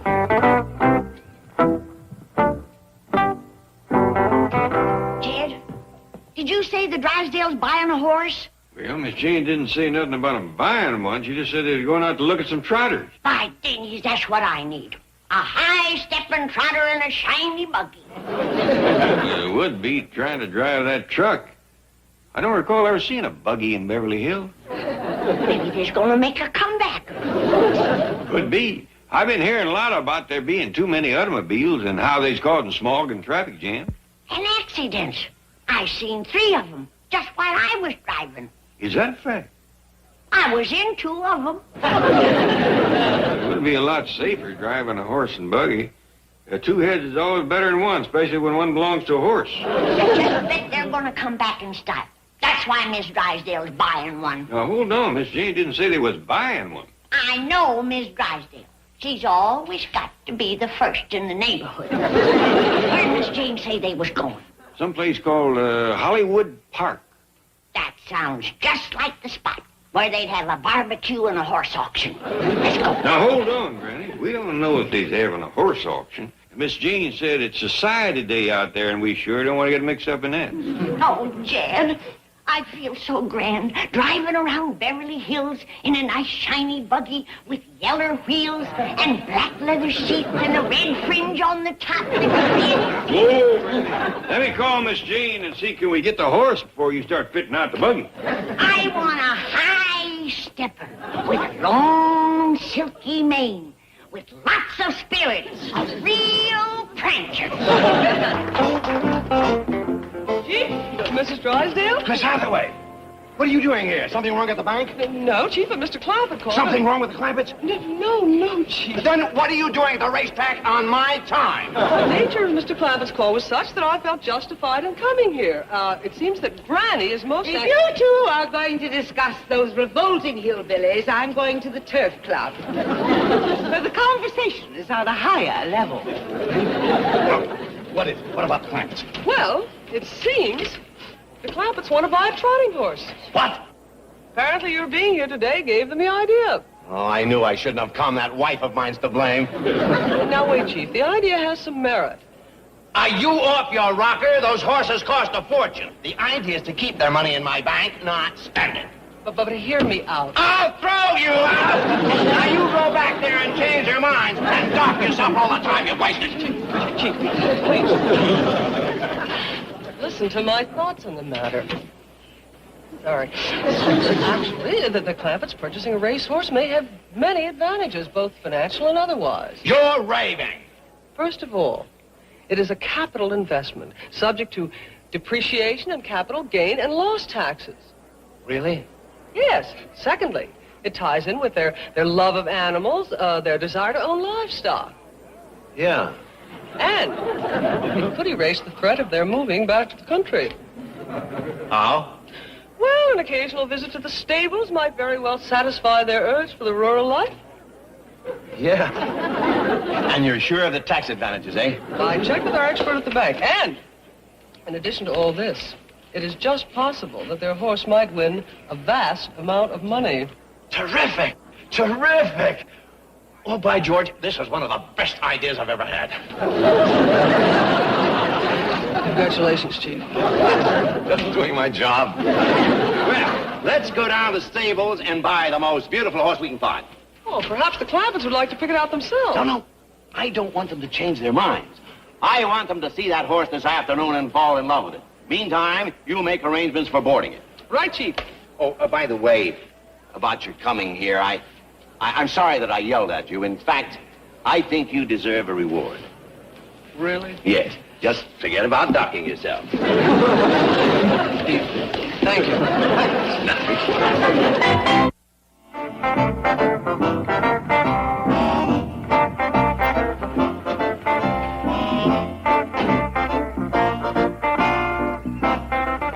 How soon do you want me to come back for you, Doc? Oh, half an hour, 45 minutes. Mr. Drysdale said to give Mr. Clampett a good look at Lady Belle, then we'll take her to the boarding stables. Howdy. What you got in there? $30,000 worth of horse flesh. Hot dog. We's gonna eat tonight. Say, fellas, there's a live horse in here. Beauty, too. Yeah, she's one of the finest in the country. Big money winner at Hollywood Park. Is that so? I won some money at a park once, shooting them little ducks as they go along. How did you win? Guessing people's weight. That's a smart horse. You're not Mr. Clampett, are you? No, sir. He's my uncle. Would you tell him his horse is here? Is this my Uncle Jed's horse? Yeah, Mr. Drysdale arranged the purchase. Boy, wait till Ellie hears about this. She's been wanting a zebra, but this is pretty near as good, yeah. How come he's running around loose? Maybe they're cleaning his cage. Jed! Uncle Jed! Uncle Jed! What is it, boy? Your horse is here. Horse? What horse? The one from Hollywood Park. The smart one. It's out front right now. I'll go find Ellie. Jed, you sweet old rascal. You wanted to surprise me. No, Granny, Yes, you did, and you're the nicest son-in-law a woman ever had. And I'm going to kiss you. Well, honestly, must you have been know Miss how Jane. I like surprises. Well, no, Granny, I love you, Jed. You darling man. Well, you see, I didn't... And you gonna let me kiss you, or ain't you? Granny, You wanted to surprise me, didn't you? Yeah, now let's go out and look at the horse. Hey, mister, whose horse? She belongs to Mr. J.D. Clampett. Pa bought a horse? Well, she's a beauty. Howdy, girl. Careful now, she's skittish. No, she ain't. We's gonna be friends, ain't we? I'll give you carrots and sugar lumps. You certainly have a way with horses. I like critters. I've never seen Lady Belle take to anyone like she has to you. Oh, Jed, she's a dandy. Her name's Lady Belle, Granny. Pa, thank you for getting her. Sure, I'm getting a lot of kissing that ain't rightfully mine. Good chest on her. Mr. Clampett? Yes, sir. I'm Doc Pritchett, Lady Belle's handler. Oh, pleased to meet you. Mighty fine animal. Oh, thank you. I have some papers here that have to be signed. Well, come on in the house. All right. We's all kind of surprised by this. Mr. Drysdale made all the arrangements. Got yourself a mighty fine trotter there. Yes, sir. Between us, I don't care much about this buggy. Maybe it's a city-style book. City or country, there's got to be a place for the reins. This thing must weigh a ton. Take a plow horse to pull it. Well, it's got rubber tires and nice windows. You don't know how you drive it.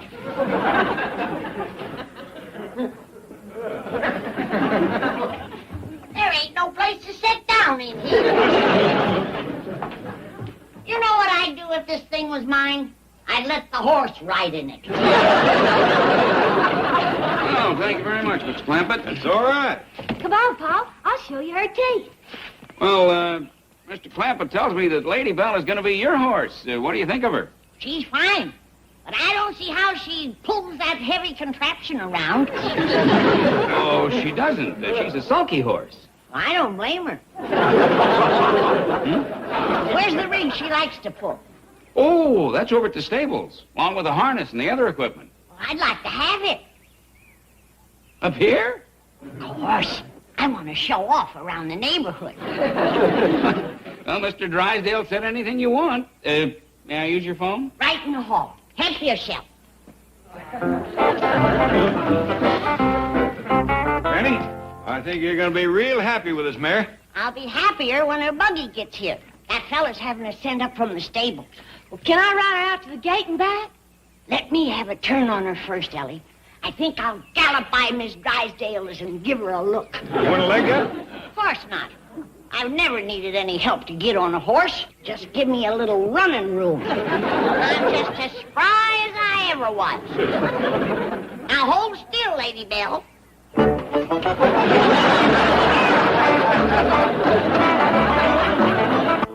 What could have happened? She's been gone for half an hour.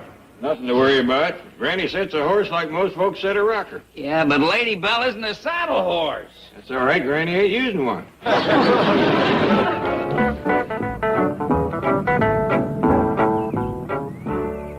Excuse me, Mr. Clamp.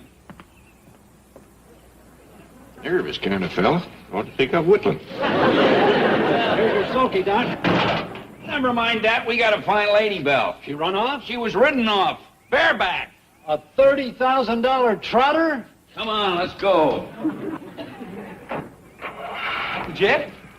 What's this thing? You reckon it's Granny's buggy? Well, if it is, most of it's missing. Come around the yard once, Jethro. Okay. Hold it, young'uns. Yonder comes Granny. Whoa, Lady Belle. Whoa, girl.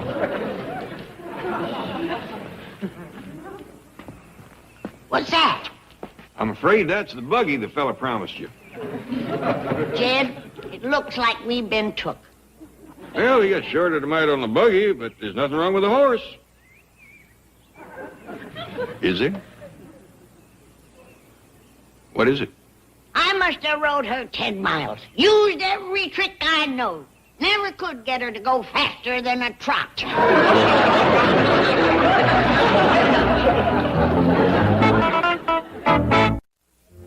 Is everything ready, Jed? Man's got Lady Belle all hitched and harnessed up. Did they find the back half of the buggy? Well, now, about that, I'm afraid them fellas at the horse auction see Mr. Drysdale coming. What you mean? You wouldn't believe what kind of money he paid for that horse and buggy. Not more than $100, I hope. Well, I would top that a little. Gotta remember, he's a city fella, and he thought he was doing us a powerful favor. Well, let's go look at it. Well, now, what I wanted to tell you was, Mr. Drysdale and Miss Jane just come. And I want you to try extra hard not to act disappointed in front of them. All right. Well, Granny, there she is, all decked out and ready to go. How do you like it? Fine, Mr. Drysdale. Just fine. The chief made a wonderful purchase, don't you think? Sure. Sure. Well, come take a closer look. Sit in the driver's seat. Oh, you'll get a big thrill out of it. Driver's seat? Where is the rest of you supposed to ride? We'll take care of it. Can't even go to the market in that thing. No place to carry your groceries. I'll fix it for you. Now, come on. Look for some good things to say. Like what? What are you thinking, Granny? Well, She loves it. I picked a real winner for you, Granny. you think so? Oh, yes. You can bring home the bacon with this. Where? Where? There ain't even a place to put your feet. Say, Mr. Drysdale, Miss Jane, I just remembered. Granny baked up some special coffee cake to show her appreciation to you folks. Now, Ellie Mae, why don't you take them in the kitchen and serve them up a big helping? Yes, sir, Pop. Well, I'm not especially hungry. Neither am I. You don't want to hurt Granny's feelings, do you? Oh, no.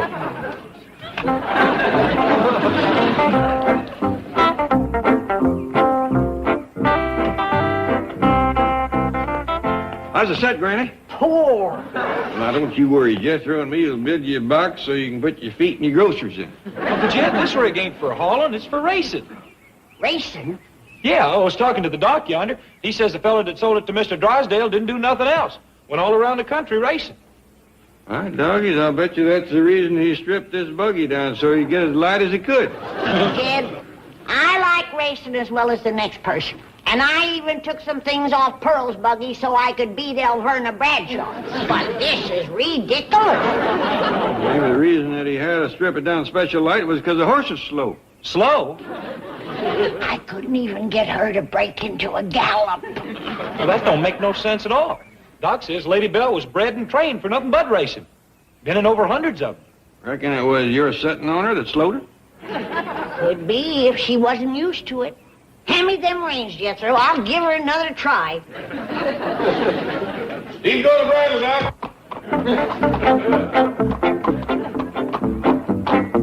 Whoa, Lady Belle. That's a good girl. Well, Granny, I'll bet you've never driven a horse like that before. Quite a thrill, eh? Oh, yeah. Miss Hathaway, let's go right out to Hollywood Park and enter Lady Belle in tomorrow's big race. Good. We'll have our money back the first day. See you in the winner's circle. Tally-ho. Well, Granny? Like you said, Jed, they seen Mr. Drysdale coming. So, huh? A mule skinner couldn't get that turtle to do better than a trot. Mr. Drysdale, he's already counting the money that Lady Belle's going to win for him tomorrow.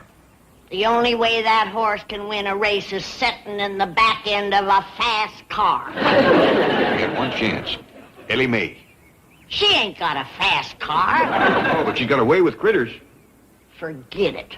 We got to try for Mr. Drysdale's sake. How come? If you knew what he paid for that horse, you wouldn't ask.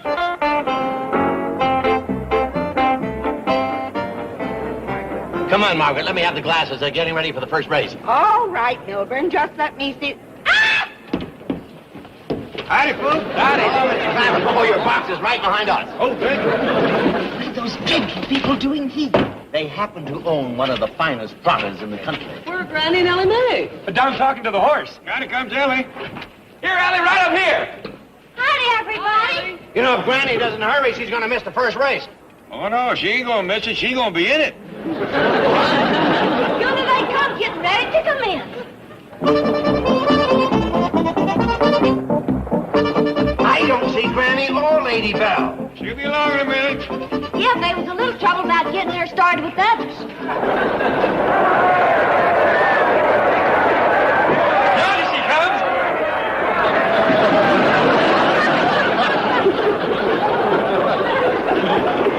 Now, none of this trotting foolishness, Lady Belle. They got a head start on us. If we's gonna catch them, you gotta run like Ellie learned you. Come on now, get up!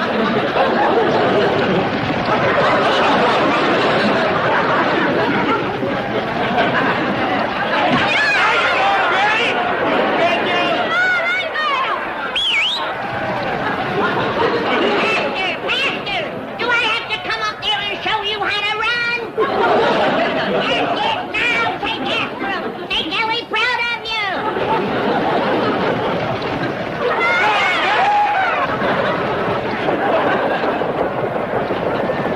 Come on! You can do it! Please, Dana! Go, girl! Go!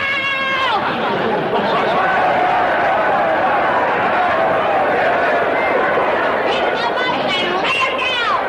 She caught him. She caught him. Show me this, Granny. Come on, Granny.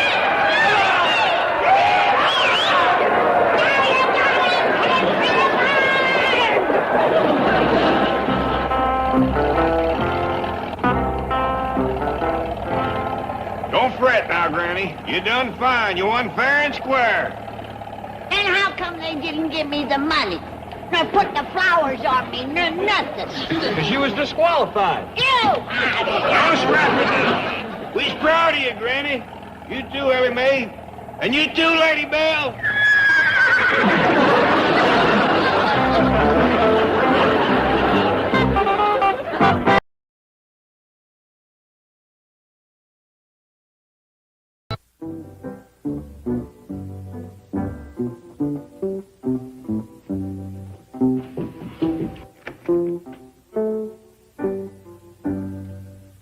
Is Granny still asleep?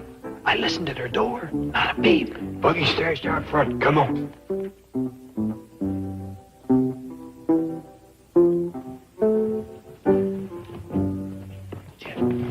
Before we paint them buggy wheels, can we have some breakfast? Well, it ain't gonna be time, boy. Granny'll be up in a minute. It's after 4 now. Ellie, you keep watch. Let us know the minute you hear Granny stirring. Yes, sir, Pop. Come on, boy. You got to paint outside? Yes, sir. But ain't you afraid all that growling and grumbling will wake Granny? What growling and grumbling? My stomach. I ain't had nothing to eat since the midnight snack. Get your stomach for a little while. It's going to be worth it to see Granny's face when she finds his buggy out here this morning. I reckon so, but how come it's got to have yellow wheels? Well, something Granny's been wanting all her life. A nice, shiny black buggy with yellow wheels. Now that Mr. Drysdale has bought her this fine, high-stepping horse, we is going to surprise her with the rest of the rig. I'll get the other side. Yes, sir.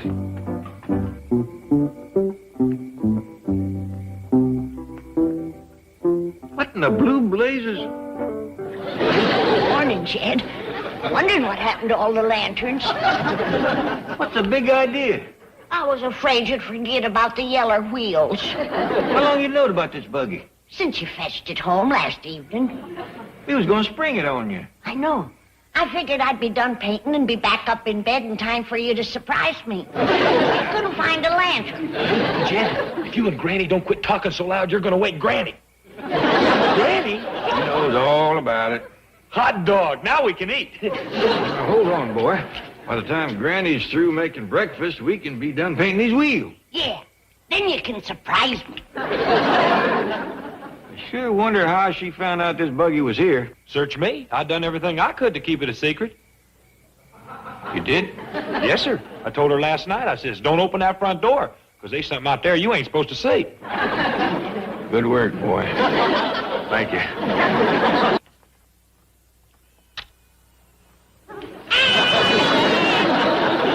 There's a horse sleeping in the parlor here.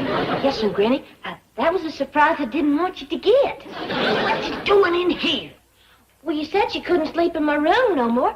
Lady Bell likes it here just fine. Milburn, I'm warning you. If the Clampetts keep that horse on the premises another day... Don't worry, Margaret. She goes back this morning.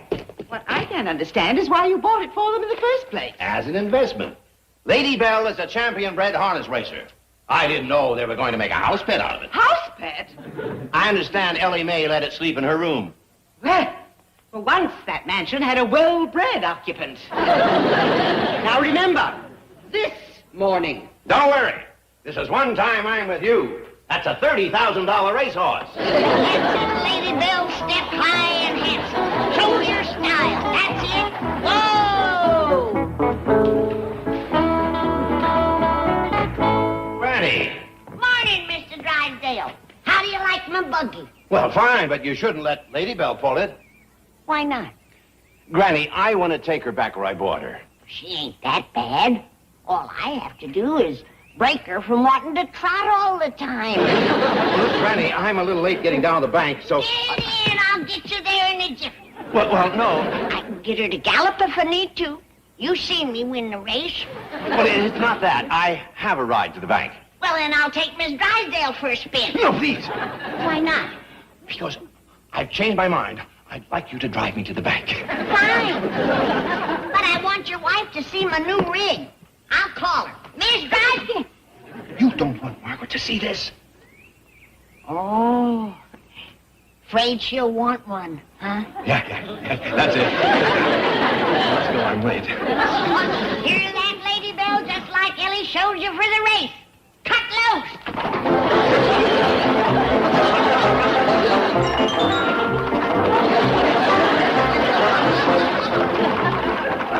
This beats riding in that limousine, don't it?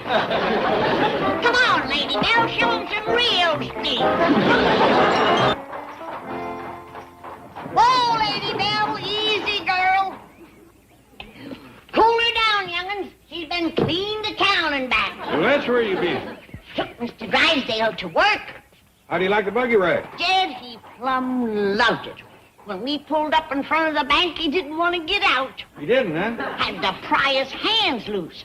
He was hanging on so hard that his knuckles turned white. And he was kind of trembling and breathing heavy. Sounds like he enjoyed it, all right. Maybe he'll be getting a buggy. I sure hope so. Jed, I was thinking of it all the way home. How nice it would be for Miss Drysdale. She could take her husband to work, go shopping. Every once in a while we'd meet up, me in my buggy and her, and maybe have a little friendly race. Like you used to have with over in the Bradshaw back home. Yeah. Jed, why don't we give the Drysdales a horse and buggy as a present? My doggy Granny, that's a real neighborly thought. Ain't it, though? Friendly, kind, generous. And it's the only way I can make sure that she don't get a faster rig than mine.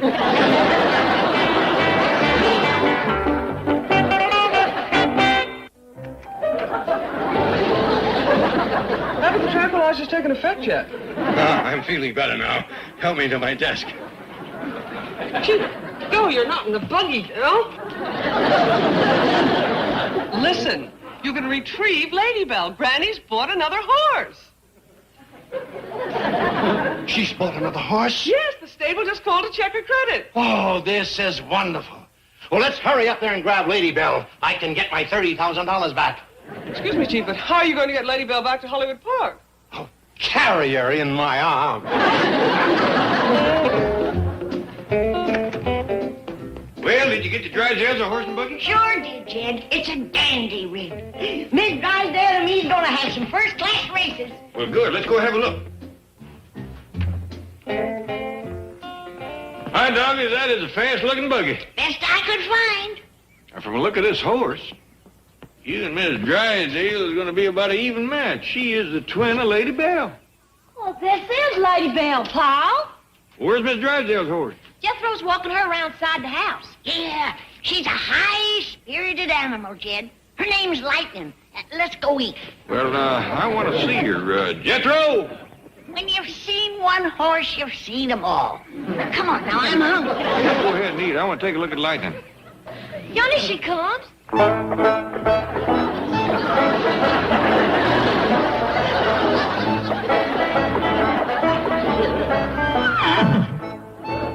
Now, Lady Bell, if you're going to life, I'm going to have to take you around back.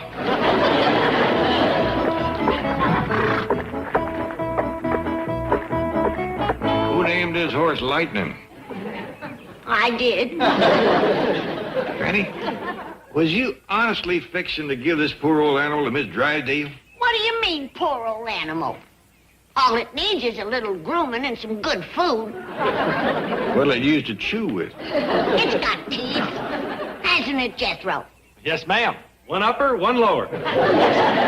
Nobody asked you to count. Now, Granny, you do the right thing and take this horse back where you bought it. Well, I don't think they'll take it back.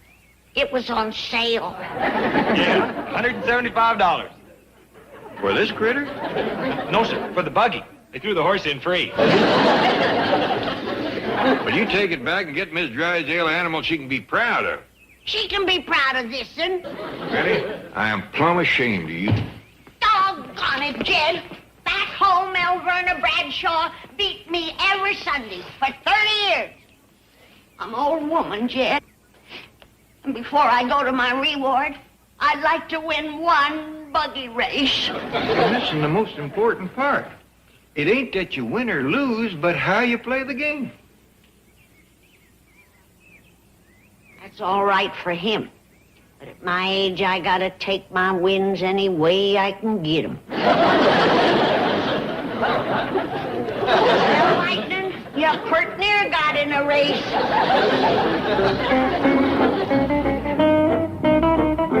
Oh, no. Look what they done to Lady Bell. Chief, that can't be Lady Bell. You weren't on that buggy ride. It aged me 20 years, and I didn't run. That must be the horse Granny got to replace Lady Bell. Oh.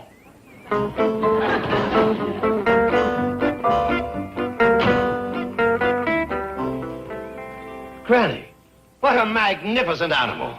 Where? Oh, you mean old Lightning.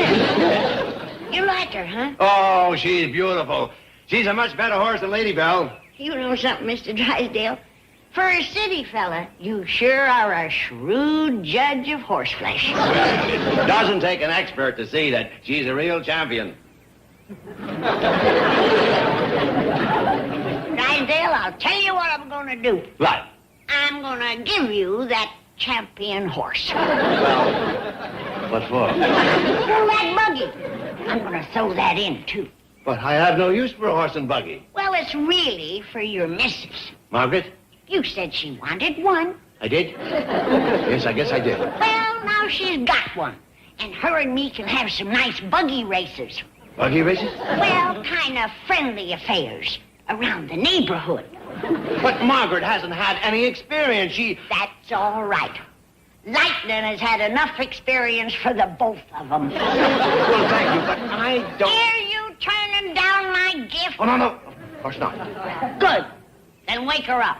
I mean, hitch her up. Well, Take her home. I don't know how to hitch up a horse. I'll show you. No, you show Miss Hathaway. I have something to discuss with Mr. Clampett. Mr. Drysdale, this buggy racing is something Granny's had in her craw for 30 years now, and ain't none of us gonna get no peace or quiet around here till she's shed of it. But my wife... Now, if Granny could just whomp your wife in one race, I figure she'd be satisfied and forget all about it. But I don't. Your wife wouldn't mind doing that, would she? For me? Mr. Clampett should be delighted. Me? Race with Granny? In a buggy? In public? You must be demented. Margaret, sweetheart, listen. Please do this for me. I'm begging you. Milburn, for 4 years, I've been begging you to rid our neighborhood of those squatters. Have you ever listened to me? Of course. But you've never lifted a finger to get rid of them. No, but I've listened to you. Margaret, wait, please. Milburn, just how much does this mean to you? Everything, anything. Name your price. A dinner out? A new girdle? All right. You name it. Very well. This is my price. I will race with Granny if you will get the Clampetts out of Beverly Hills permanently. You know I can't do that. Goodbye. Mr. Drysdale!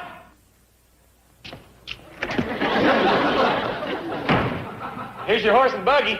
Well, where's the horse? Oh, she give out on the way. Ellie and Miss Jane are fetching her.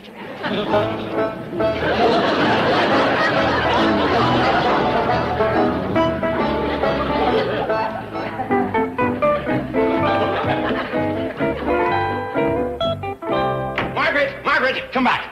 I'll meet your price. You will? Yes. If you race with Granny and beat her, I'll see that the Clampetts move. Wonderful. Beat her? Well, that's a foregone conclusion. You'll be driving a horse by the name of Lightning. It can go as fast as Jane Hathaway's convertible. You're joking. My word of honor. She was driving, and that horse stayed right behind her. That's my girl. I'll go tell Granny the good news. Have them start packing. I'll do that. Hurry. Get this magnificent thoroughbred out of sight until race time. Jethro, you lifted her in. Now, lift her out.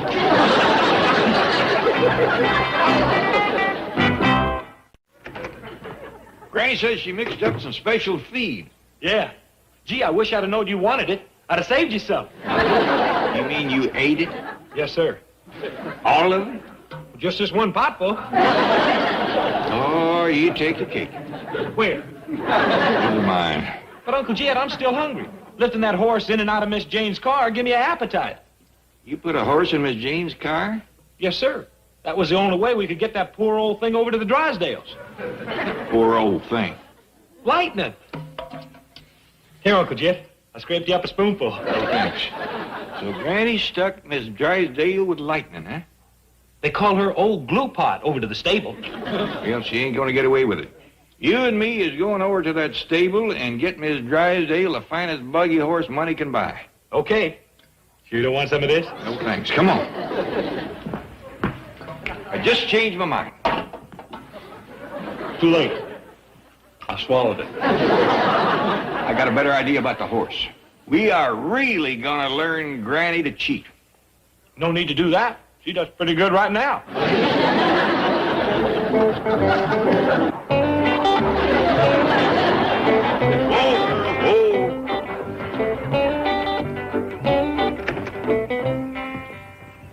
This is so nice of you, Mr. Clampett. My pleasure, ma'am. I just want to see you had a fair chance of winning.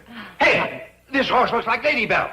There's a resemblance, ain't there? You just sit up here beside me for a spell, and And later on, you can take the reins. Mr. Clampett, you don't know what you're doing. Oh, I think I do. Once you've drove a buggy, you don't forget. Let's go, Lightning. What a goof up. I wonder how I can blame this on Miss Hathaway. I mixed you up another batch of my special feed, Lady Bell. This'll give you that extra go power. Not that you need it to beat that old plug of a lightning. Now, Lady Bell, you don't have to hang your head. If anybody says the race ain't fair, I'll take the blame. Come on now, stand up straight.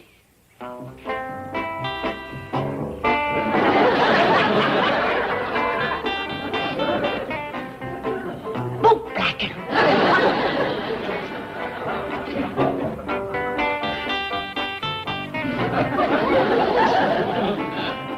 You wait, Lady Bell. Use lightning. Somebody's trying to fix the race. Miss Drysdale. If there's one thing I can't stand, it's a cheater. Hey! Brittany, race time, where are you? Well, she ain't upstairs, Pop. She sure ain't downstairs. She ain't outside, Uncle Jed. I looked every place. Well, young'un, I reckon there's nothing left for us to do but go out front and tell everybody that Granny has turned chicken. That she has got a yellow streak up her back, and she is just plumb scared to death to race Miss Drysdale. Just a doggone minute. I ain't chicken. I ain't got no yellow streak, and I ain't scared. Then what was you doing in the broom closet? I stepped in there by mistake. And hush up. Granny, everybody's waiting out front for the race to commence. The buggies is out there and all hitched up. Well, you two young'uns get out there and tell them I'm coming. And tell them I can beat Miss Drysdale driving a hay wagon hitched to a hog. That way, Granny. When are you going back in there for? She ain't driving no hay wagon hitched to a hog, and I ain't got a chance. You are going out there and take your lumps. I'll be the laughing stock of Beverly Hills with that glue pot. That's what you was planning for Miss Drysdale, wasn't it? Come on. No, I'm an old woman, Jed. I don't think I can make it. My ticker ain't so good. A mule should have your ticker. Come on. No. Wait. Let me get a bottle of tonic in case my liver goes sour. I'm awful old, Jed. Yeah, let's go.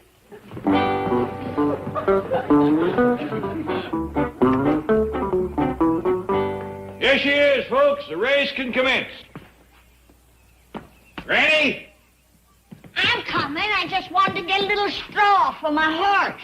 Good luck, Granny. Good luck, Gran. I remember what I told you. It ain't that you win or lose, it's how you play the game. Yeah, I'll remember. Here, old lady, I know your teeth ain't much, but take a good stiff pull on this straw. How does that grab you? Wait till I get on first.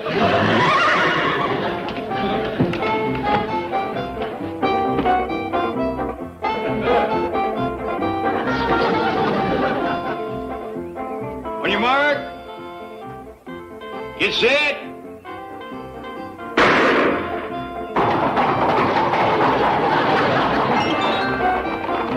Go, Lady Bell, go! Come on, Lightning, faster! More tonic when you get home. Here comes lightning! Granny wins! You don't have to move! You can say your money can stay and my wife can lump it! I see lightning and I see Granny, but look! Oh, Lightning! I win! Where's your buggy? Lightning runs so fast she pulled right out of the harness. Where's my wife? Running a poor second.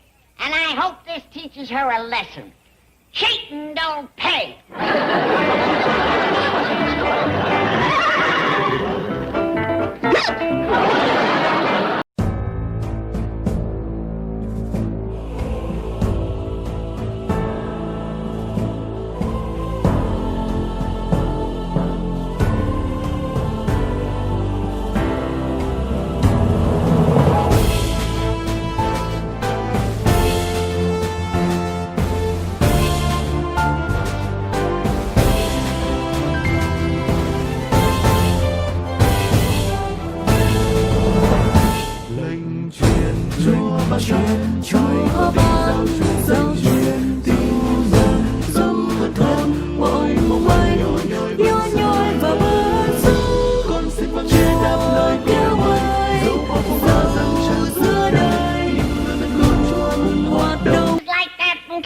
honey? Well, you're doing it. These are back home tomatoes. Grown with back home seed. With back home know-how. When the judges at the county fair take a look at these...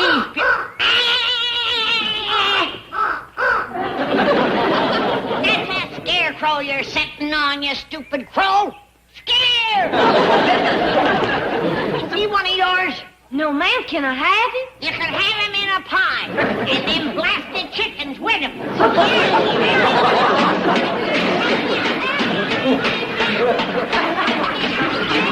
Oh, Rick, this is too much. Milburn? Milburn!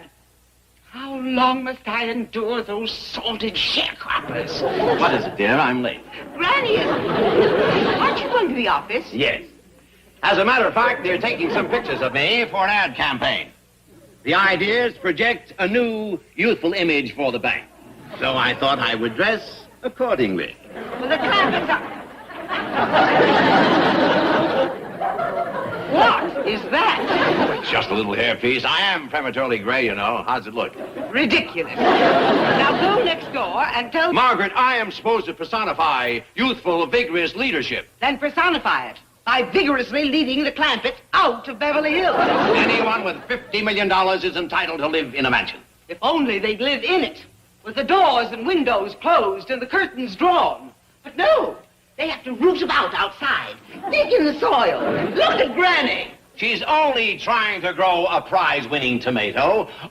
Which reminds me, I'm posing with a beautiful model. What? Ad campaign, my dear. Business, business. But what about the Clampetts? Later, my dear. Duty calls.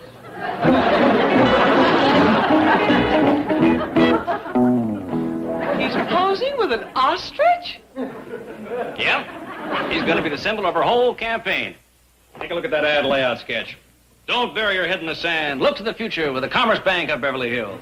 Well, that's fine, but Mr. Drysdale seems to be under the impression that he's posing with a beautiful model. No, I tossed it out. It's old hat. Why, this ostrich idea is fresh. It'll give us a whole series of ads. Like, don't stick your neck out. Take a giant step forward. Feather your nest. That'll be terrific. Miss Hathaway. Well, I hope the chief thinks so.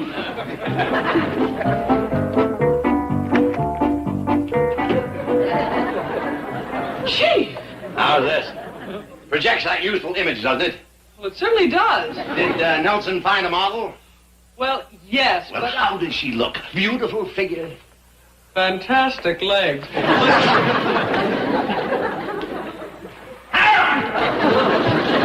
There's an ostrich in my office. Yeah, she's the model for the new ad campaign. That's right, Mr. Drysdale. Here's a layout. Are you out of your mind? I'm not posing with that goofy-looking bird. Say, you know, it would be a better picture without you. Just a big close-up of the ostrich looking right in the camera. A real attention getter. You're fired. Now take that thing back to its owner.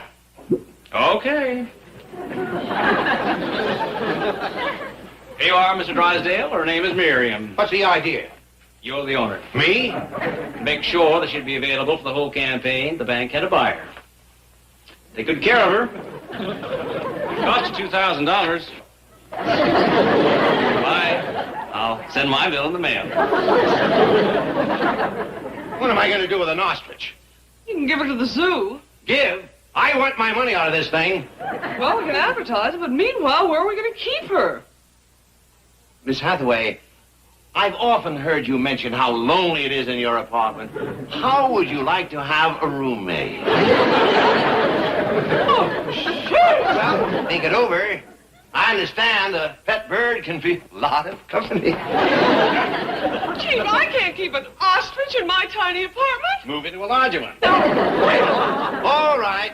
Have somebody take it up and put it in my garage temporarily. But get those ads going. Yes, sir. Shall I buy one large ad or a series Buy nothing. Every supermarket has a free bulletin board. I've got enough money tied up in that feathered freak. For sale, one ostrich. That costs $2,500. 25? Our time is worth something. $2,500. Come back with my hair!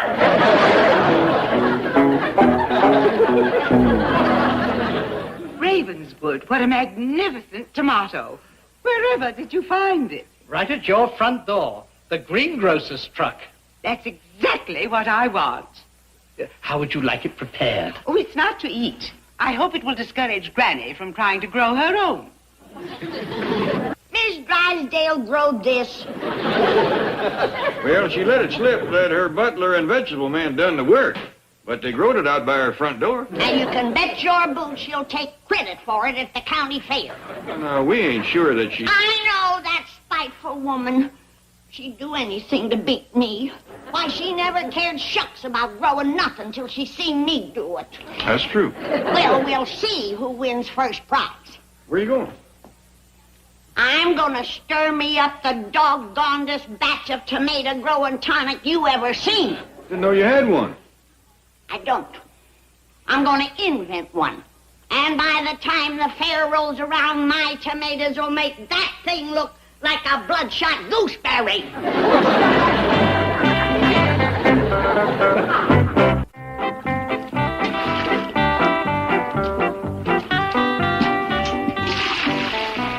Granny, that's about all them tomatoes can take right now. Your tonic is puddling up on the ground. Douse them again.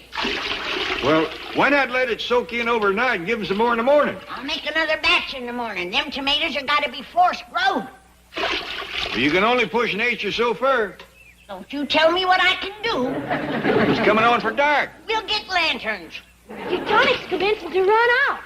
If we pour on any more, it'll just run over into Miss Drysdale's yard. All right, we'll start again at sunup. Oh, Granny. You be here with your bucket at the crack of dawn. Milbert! Milbert!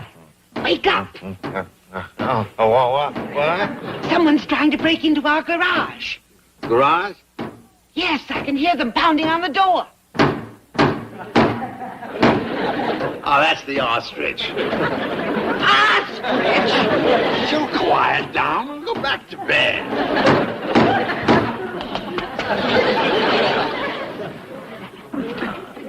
See, I told you she'd quiet down. What's an ostrich doing in our garage?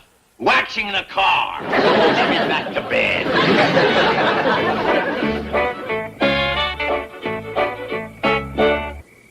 I want to see how much my tomatoes has grown. You was good size yesterday. You really ought to be a whopper bite. Where'd you go? Chicken tracks. They ate my prized tomatoes. When I get my hands on you, you're gonna be chicken stew. I got you. Now you're gonna kick me.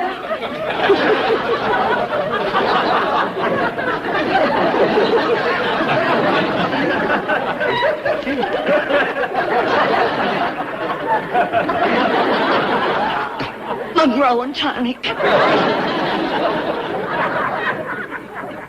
Katie, I didn't see no big chicken. I didn't feel no big chicken. I just got up too early.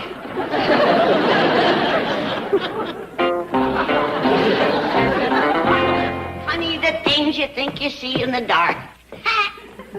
7-foot chicken. Drumsticks like that. Everything looks different in the daylight. Sure, it did seem real last night, though. Here I was walking along, and all of a sudden there was that 7-foot chicken. Oh, no. I turned a sweet little hen into a monster. You can only push nature so far. Well, it ain't my fault. Why didn't you stay out of my tomato patch? That tonic has grown you all out of shape. It's not that you ain't good looking. It's just that you're kind of different. Your middle hasn't caught up with your neck or your drumsticks. I don't want to be around when it does. But now, don't you worry. I'm going to invent something to shrink you back to size. But until I do, I got to find some place to hide you. Now, you stay right here. Can't figure out what Granny's doing down there all this time. I thought you'd have us out there sloshing on tomato tonic at sunup. Well, she was kind of upset this morning. She went out of here. Boy? Huh? How many bowls you had now? Just one. One? Yes, sir. Filled it 5 times. This is the only bowl. Here she is. Oh, hi, Granny. How your tomatoes look? Did they grow much? No. No, they didn't. Well, we'll go right down and tonic them. Come on, Jethro. No, wait. That tonic didn't do so good. I gotta make up a new batch. Oh, good. That'll give me time for a couple more helpings. No, you won't. I want everybody out of my kitchen. Well, I'll go feed the chicken. No, I'll do that. Well, there's plenty of other chores around the place. Come on, young'un. I just remembered. I need some stuff for my new tonic. Y'all go get it for me. What do you need? Pasadena berries. Pasadena berries? I never heard of them. What do they look like? You'll find out when you get to Pasadena.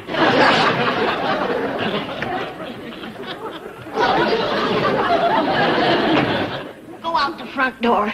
It's closer to Pasadena. What? Well, she's right, young'uns. Come on, let's go.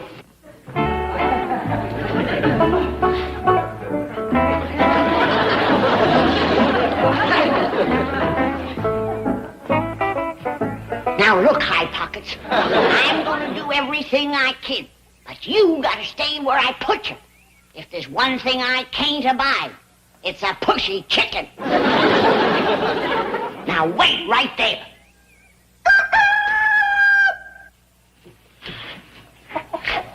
Forget it, Earl.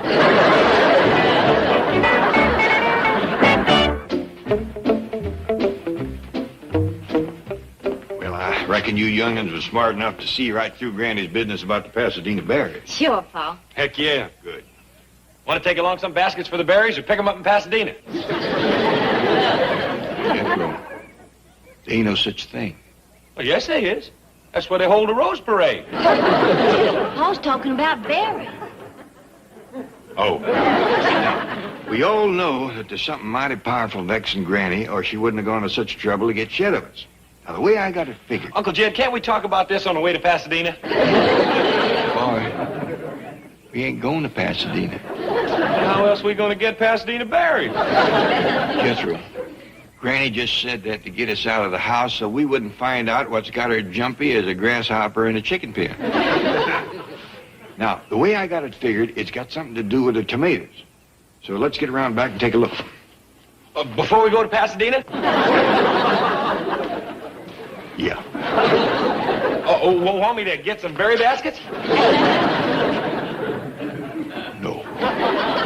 Well, where are we going to put them? How about your hat? Oh, I ain't wearing no hat. Well, get one, because a brain like yours ought to be protected. Thanks, Uncle Jed. Beg pardon, sir. Miss Hathaway to see you. Good morning, Chief. Good morning. Sit down and have some coffee. I'll get some fresh. I wanted to bring you the good news. We have 2 possible buyers for the ostrich. Wonderful. Where is it? In the garage? No, I just looked there. The side door's open and the ostrich is gone. Gone? I'm afraid so. Stolen. So that's what I heard last night. Somebody broke in and took my $2,000 bird. Call the police. Well, now, Chief, maybe it got out and wandered off. Don't you think we should look for it first? Is it insured? I'm afraid not. Well, then we'll look for it. Now, you cover the Benson estate. I'll take the Clampetts, and Ravenswood, you search our grounds. Very good, sir. Beg pardon, sir, but what are we hunting for? Ostrich! Wouldn't we have better luck in Africa, sir?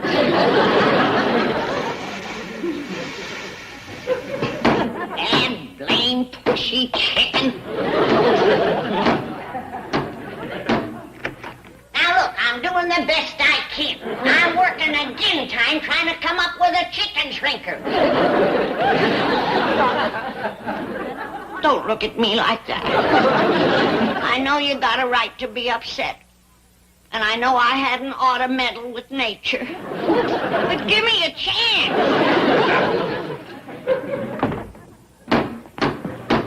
Big overgrown pullet.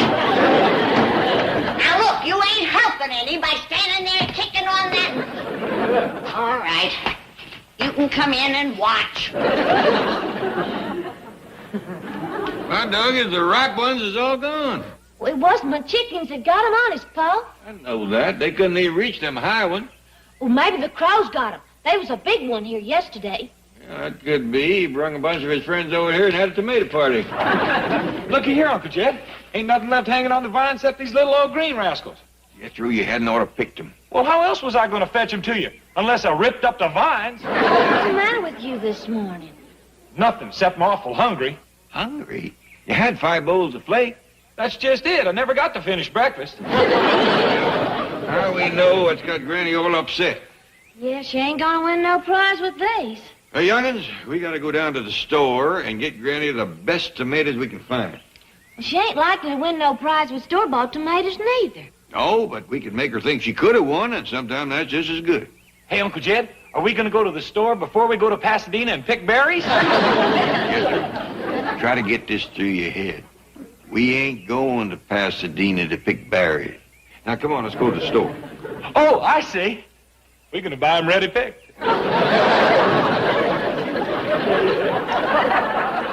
Well, I hope this does it. I put all my scientific know-how into this one shrinking pill. And if it don't work, well, we won't talk about that. So, cross your fingers or your feathers or whatever you do and hope for the best, because here we go.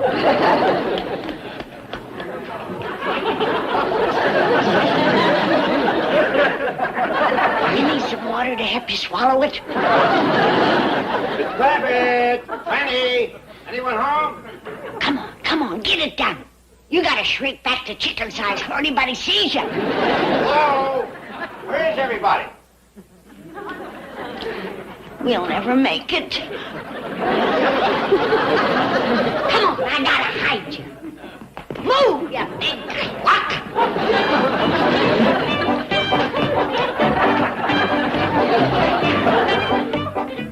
Anybody here?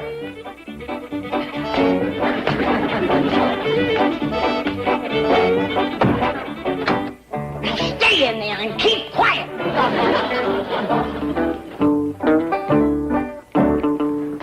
Mr. Drysdale, how nice to see you. You must come again sometime. Granny, I want to talk to you. Are you alone? Just me and the chicken. Just as chickens. Well, I want to know if you've seen my ostrich. You what? Ostrich. It cost me $2,000. Oh, it must be a dandy. You can take me for a ride tomorrow. Keep quiet now! Granny, I guess you don't know what an ostrich is. No, and I don't care now. I'm busy. What was that? Somebody at the side door. Oh. Well, I just wanted to see if you've seen a great big bird about so high, with a long neck, black feathers, and long legs. Have you? Well, yes, it was in my garage. You seen it? Yes. You're having visions. I gotta answer the door.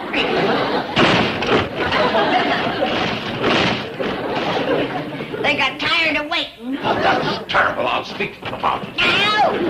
I'll tend to it. Now you get out or I won't have no house left.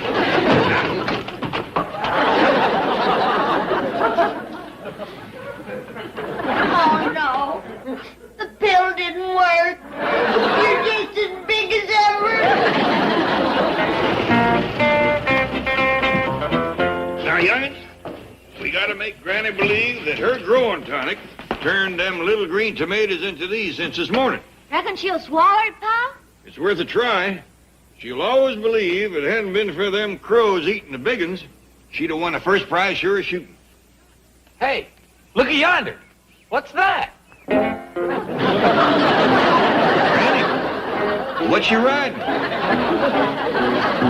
Whoa, girl, whoa. Granny, what in tarnation is going on? Ed, I might not win no prize for my tomatoes, but wait till them judges take a look at my chickens. Get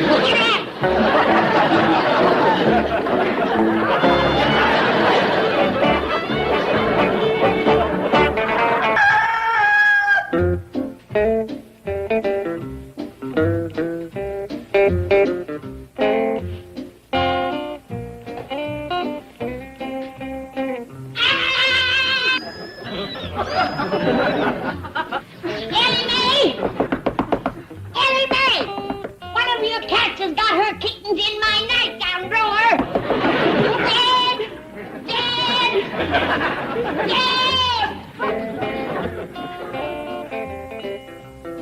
Matilda, I told you to keep your young'uns in my room. Come on now, I'll help you tote them back.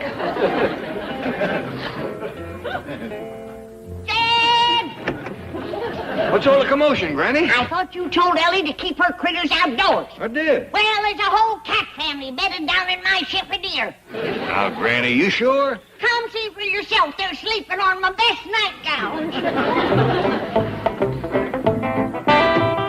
I ain't got nothing against cats nor kittens neither. But them nightgowns is from a hope chest. Hope chest? Well, like the feller says. No skillet's so battered you can't find a lid for it. All right, now, Granny, where was it you say you seen them kittens? Right there before your... Well,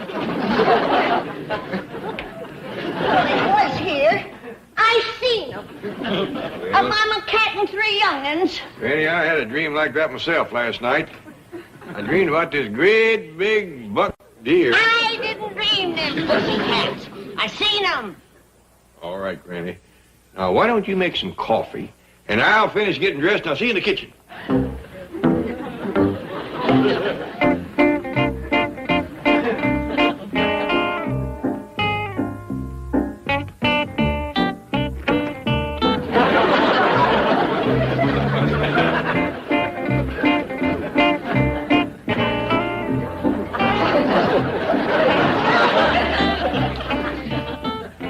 I don't see no kittens. Ain't none in here. Just a vision.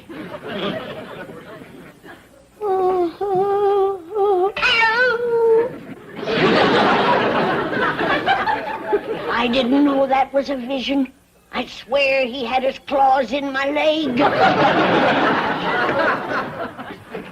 Morning, Granny. Morning, Jethro. Where'd all the kittens come from, Granny? You seen them too? Sure. Whole bunch of them? Yeah. Different colors? That's right. All playing together on the floor? Yep.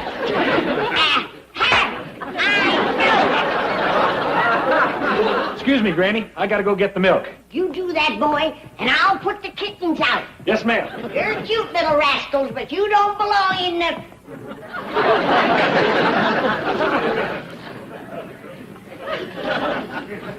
Oh, no. Granny, you get the coffee made? I started to, Jed, but I figured I'd best put the kittens out first. More kittens, huh? You see them, don't you? Oh, yeah, of course I do. Please put them out for me, Jed, whilst I make the coffee. Oh, I don't think they're going to bother us. Please, Jed, put them out for me. Okay. Cute little things, ain't they? You're nothing cuter. I'll be sure you get them all. I will. Now, you hurry with the coffee. There. I think I got them all. I didn't leave any, did I? Did you get the cute little striped one? Yep, got him right here. Oh, yeah. He's got sharp claws. He was hanging on my leg. Uh-huh. All right. Here they go.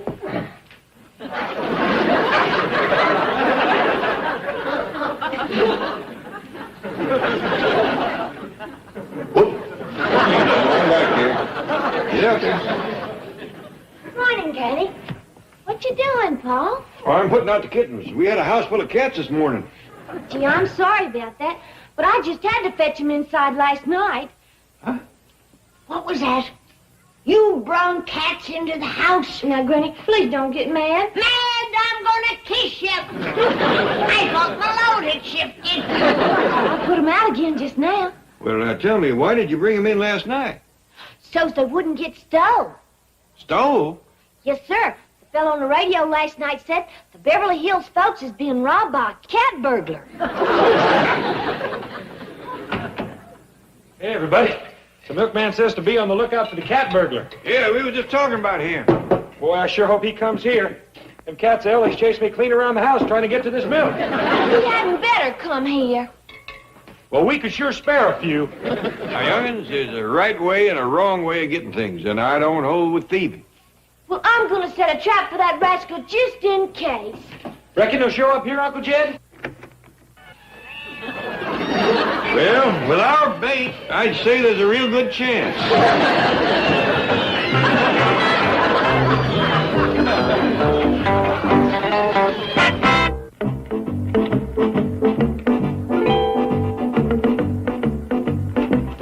Morning, Miss Hathaway. Oh, good morning, Chief. I presume you've heard about the cat burglar? Yes, it's terrible. I understand he's still at large. That's right. He's gotten away so far with more than $250,000. $250,000? I wonder where he banks. But, Chief, surely you wouldn't Oh, I take was joking. This man's a real menace. He's got to be stopped. Well, he's extremely clever. He seems to ferret out the richest homes in the richest neighborhoods. I know what you're thinking, and have no fear. I personally am going to spend the next few nights at the Clampetts. Well, it's very brave of you, Chief, but it seems to me the Clampetts are well protected. They have dogs, they have guns, they're alert and utterly fearless. I know. That's why I'm staying with them. Well, but surely you're not going to leave your wife alone and unprotected. Of course not. She's in Boston. If my wife were home, I wouldn't think of leaving the house. That woman could scare away any burglar. Chief. Have you ever seen her in curlers with cold cream all over her face? But if you're going to stay at the Clampetts, who is going to guard your house at night? I'm glad you asked. Now, try and get a little nap during your lunch hour. Oh, no, I'm not paid for any such hazardous duties. Relax. I'm not asking you to do anything hazardous. Just be a guest in my beautiful house for a few nights. You know, keep a few lights going. Well, will there be any extra money involved? Don't be silly. You can stay there for nothing. You're all hard, Chief. But if you want my advice, you'll hire someone to guard both places. Why? You just said the Clampetts were well protected. So they are. But to any burglar, it's got to look like an ideal setup. They go to bed early, they turn out all the lights, and they are known to have $50 million. $50 million.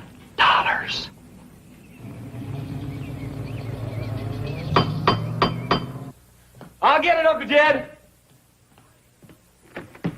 Howdy. Hello, Mr. Clampett. No, sir. My name's Jethro Bodine. Oh, well, I'm Mike Wilcox, Sterling Detective Agency. You're a detective? That's right. So am I. Well, pretty near the same. I'm a double-knot spy. Oh, well, say, this is a real honor, Jethro. Thank you. You on a big case? Just routine. I've been hired to protect the neighborhood against the cat burglar. Hey, yeah, we heard about him. Can I help you? Gee, that's terrific, Jethro, but this is pretty tame stuff for a double-knot spy. Well, that's okay. I ain't been too busy lately. I haven't had many calls for double-knot spying here in Beverly Hills. Okay, we'll work together. Hot dog! You can start off by showing me around the place. You don't have to worry about the cat burglar coming around here. We's ready for him. You are? Heck yeah! My cousin Ella May set traps all over the place, inside and out. How about showing them to me? Might give me a few ideas. Okay. Let's see. I gotta remember where they are. I think the first one's in the kitchen. Follow me.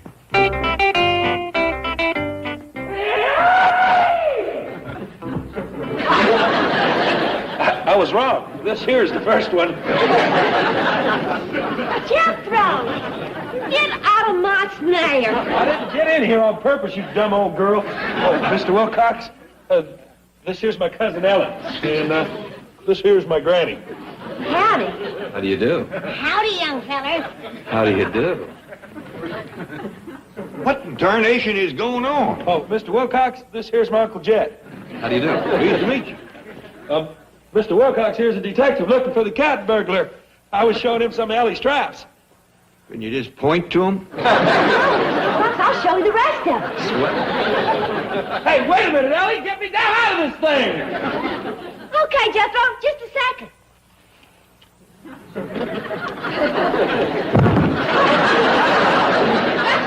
Granny, you got something for a headache? So, Good-looking young fella, ain't he, Granny? downright handsome what he is. So when I heard about this cat burglar on the radio, I figured he'd be coming here because we got so many. So many what? Cats. You think the cat burglar... We think he's lowering a snake's belly in a wagon rut.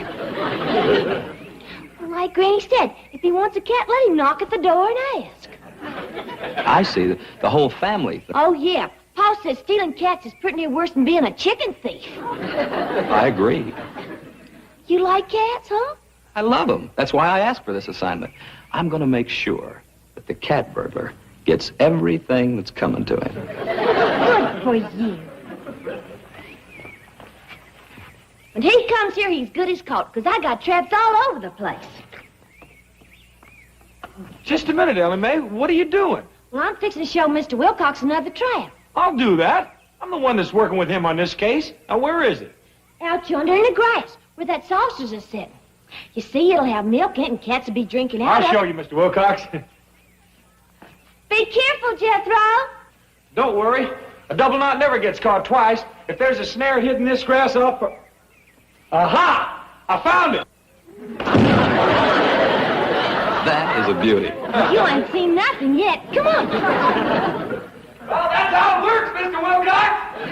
Okay, Ellie, you can let me out now. Ellie Mae? Mr. Wilcox! Uncle Jim! Granny!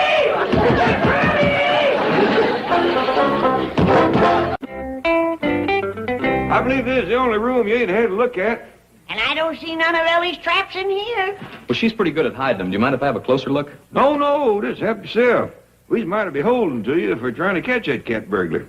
Well, to me, Mr. Clampett, any man that would steal cats is, well, he's lower than a snake's belly in a wagon rut. I know you young fella, we sure see eye to eye on that. Oh, would you excuse Granny and me for just a minute? Certainly.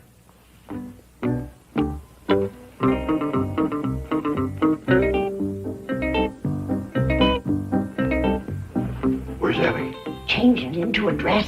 He's gonna get away if she don't get stirred. I'll stall him. You stir her.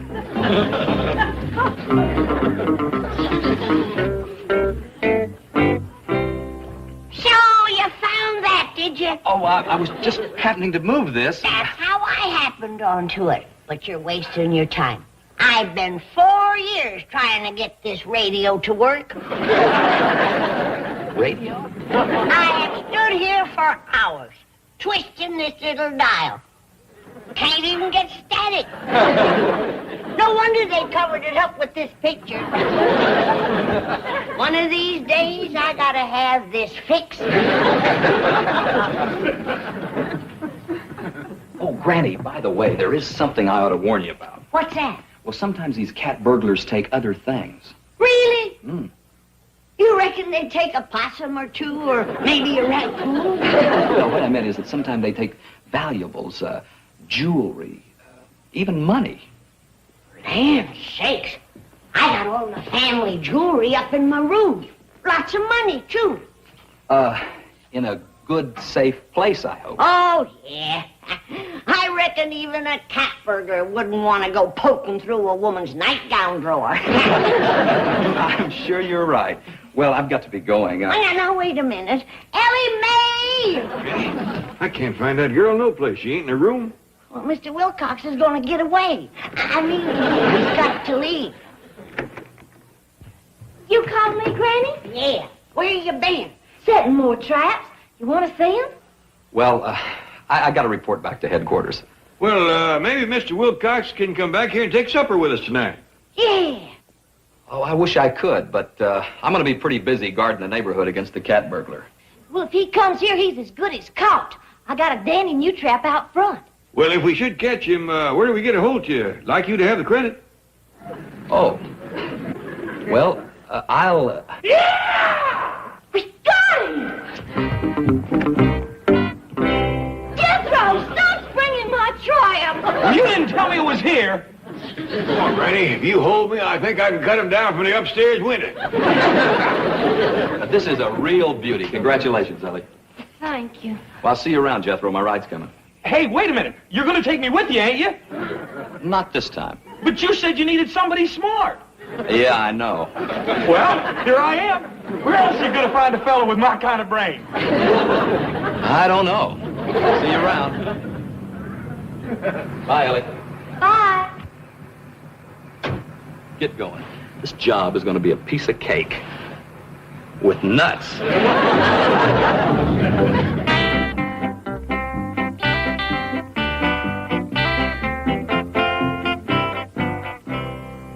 I got your room all ready for you, Mr. Drysdale. Do you need the loan of a nightshirt? Well, thank you, Granny, but I brought some things. That sure is neighborly of you. Well, you know how it is. With this cat burglar on the prowl, I just feel it's safer here. You know, with me around to help protect the place. Oh, we're being pretty well protected. Ellie's got traps set, and Jethro's out keeping watch. And there's Mr. Wilcox. Oh, who's he? That young, good-looking detective. Oh, Miss Hathaway must have hired him. Well, that does it. Time to turn in. Yeah, come on. But it's 7 o'clock. Yeah, way past our bedtime, too. I'm sure it sneaks up on you when you're playing checkers. Well, if you don't mind, I'd like to stay up a little longer. It's been dark better than an hour. Well, maybe he's a mite upset on account of the cat burglar. You can stay up as long as you like, Mr. Drysdale. 8, 9 o'clock if you want. Good night. See you in the morning.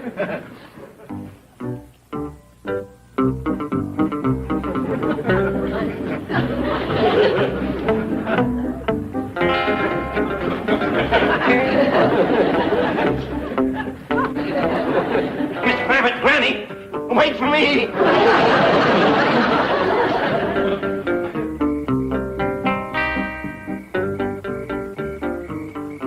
Everything's quiet. Let's move in.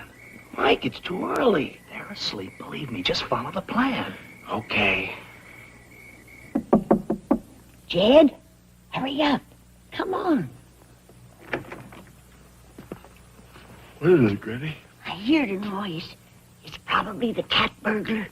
More than likely a cat. Just found this one in my bed. I don't know how many more Ellie's got stashed around. This noise came from downstairs, and it was no pussycat neither.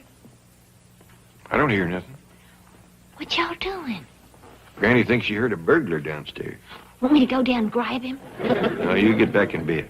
I can't. Why not? Well, it's full of cats. Get into my bed. Jed and me's going downstairs and look around. Ain't we, Jed? Sooner or later. Might as well be now. I'm gonna get a lantern.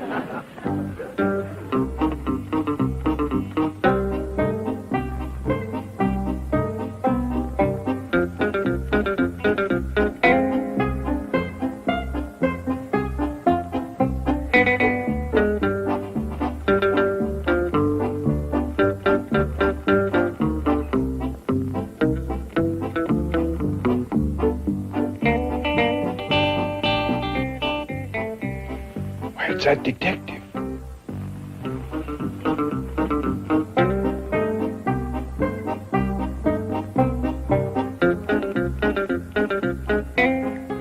He's still trying to get something on that busted radio.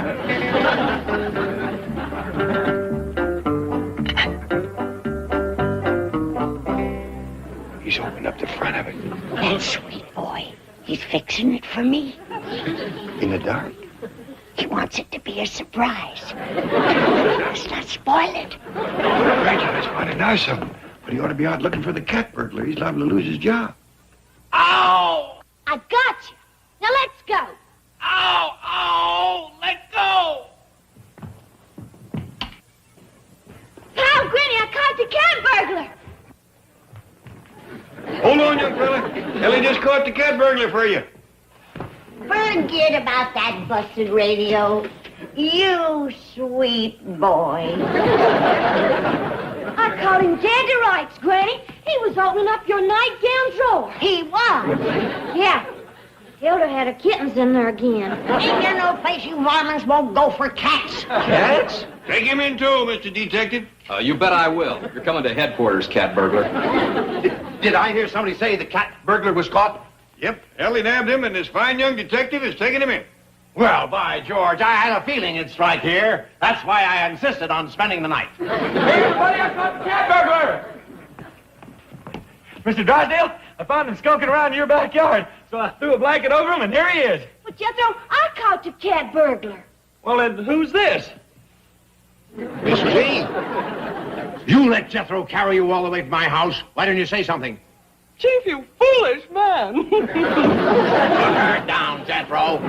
What were you doing prowling around my yard anyway? You hired a detective. No, I didn't.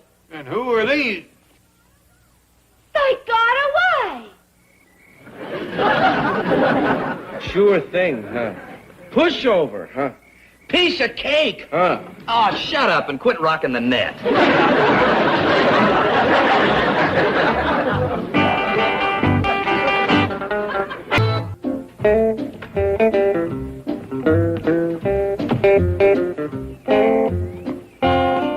Duke, let's go hunting, boy.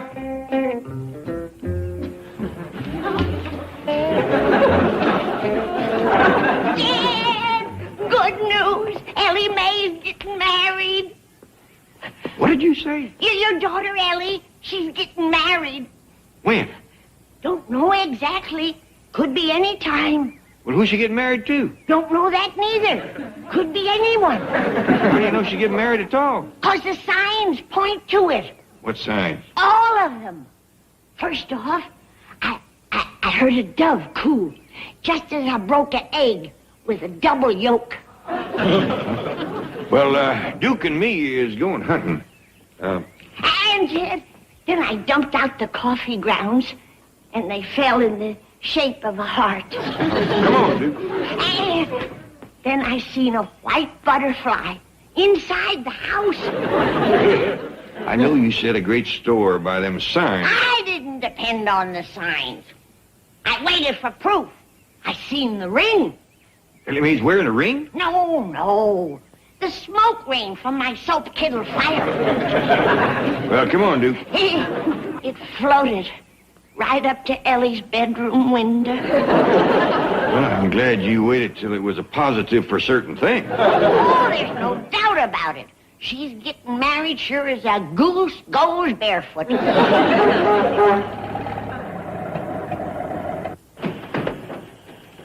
Hey, everybody, did you hear the news? Sonny Drysdale's coming home from school. There you are, Jed. That's your son-in-law. I'll go tell Ellie. Granny? Hey, Uncle Jed. I didn't know you had a son-in-law. Hold this, boy. Do you know how long that stepson of mine's been going to college? It's been quite a while. 19 years. 19 years? And he's still a sophomore.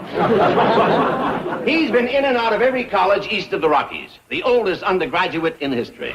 Well, by the way, Chief, what has Sonny been majoring in? Writing. Oh, really? Yeah. Every week he writes home for money. Well, if I may ask, what is he going to do out here? Well, first he's going to get a job and go to work. Then he's going to settle down and marry a nice girl. Oh, anybody in mind? I don't care who he marries as long as her name is Ellie Mae Clampett. Oh, Chief! Now listen, I've got a fortune invested in that ivy-covered stepson. That's one way I might get some of it back. But surely you wouldn't engineer a marriage just for money. Sorry, Chief. Lost my head. Now, please, Sonny, don't stay out there and pout. I'm sure Step-Daddy will change his mind when he sees you.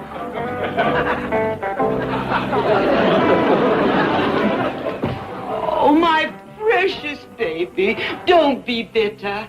We'll straighten things out with Milburn. I'll never forgive him. Never. That insulting letter he wrote, and that awful four-letter word he used. No. Yes. W-O-R-K. Right, Chief, I'll take care of it. Sonny Drysdale, how wonderful to see you. I know. Chief? Milburn, I hope you're happy. Here is the boy you've scarred for life. What? Stepdad, why did you tear my thirsty lips from the fountain of knowledge? Because you were getting waterlogged. Milburn, it's cruel of you to thrust Sonny out into the world so suddenly. Don't worry, Margaret. The world has survived some pretty cruel blows. All right, Mother. Margaret, I'd like to talk to Sonny alone. You won't be vulgar, coarse. He's at such an impressionable age. Just leave it. I'll be right outside the door. Whimper if you need me.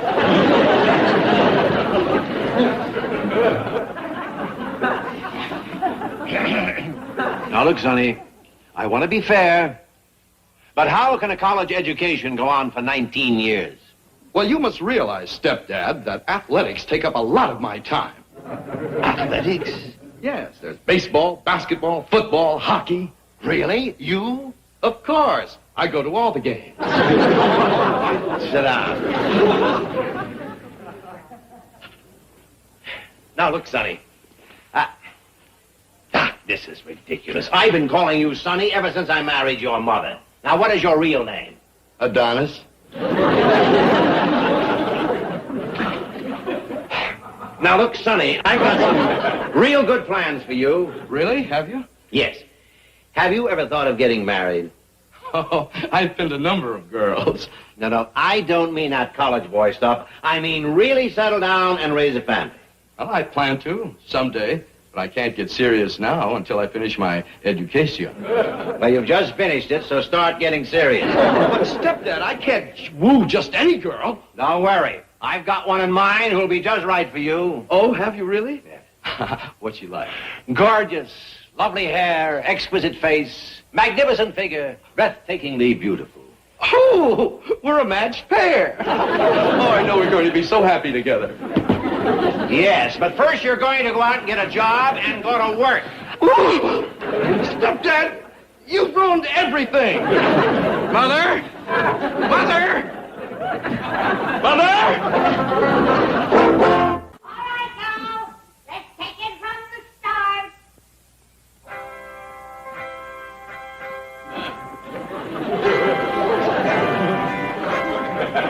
Come on, come on.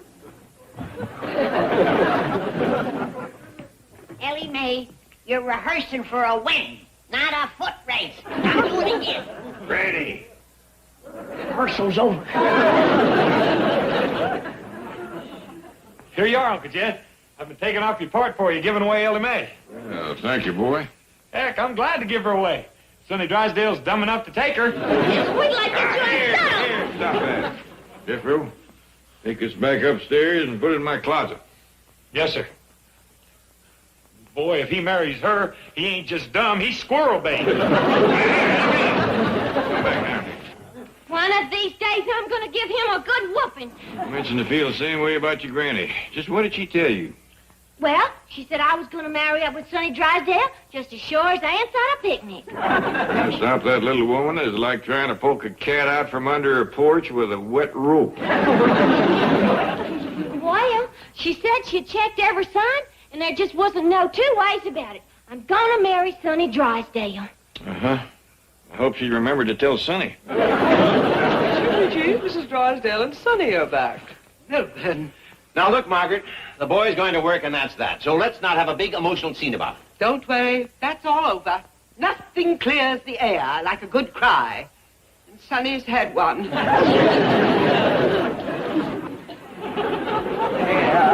There. Be mother's brave soldier. Stepdad, I'm ready to go to work. Good. Sonny has decided to follow in your footsteps and work here at the bank. Here? I'm willing to start at the bottom.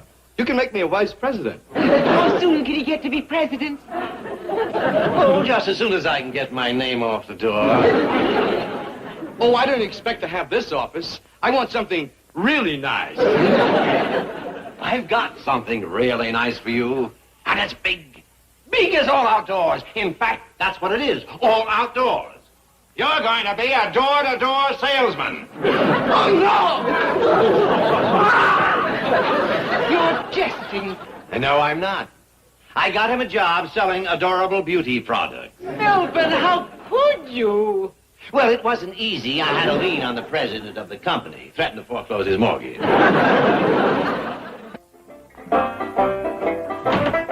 Careful of that door, Jethro. You want my wedding cake to fall? Oh, it's you, Jim. Did you say wedding cake? Well, I can't leave everything go to the last minute. Granny, you gotta stop stirring up people and cakes just because of a few signs. I ain't going by the signs. Just to satisfy you, I made a bunch of tests. And there is the proof that Sonny is going to marry Ellie Mae. Here, you can read this for yourself. Read it? That's Ellie's handkerchief, soaked in morning dew, wrung out with her little hands. And you can see her future husband's initials right there in them wrinkles. That's SD, plain as the nose on your face. And all the other tests come out the same way. The apple seeds in the hot shovel, the buckeyes in the ashes, 3 hairs from a cat's tail, the turkey bones, and the buried chicken foot. Every test known to modern science.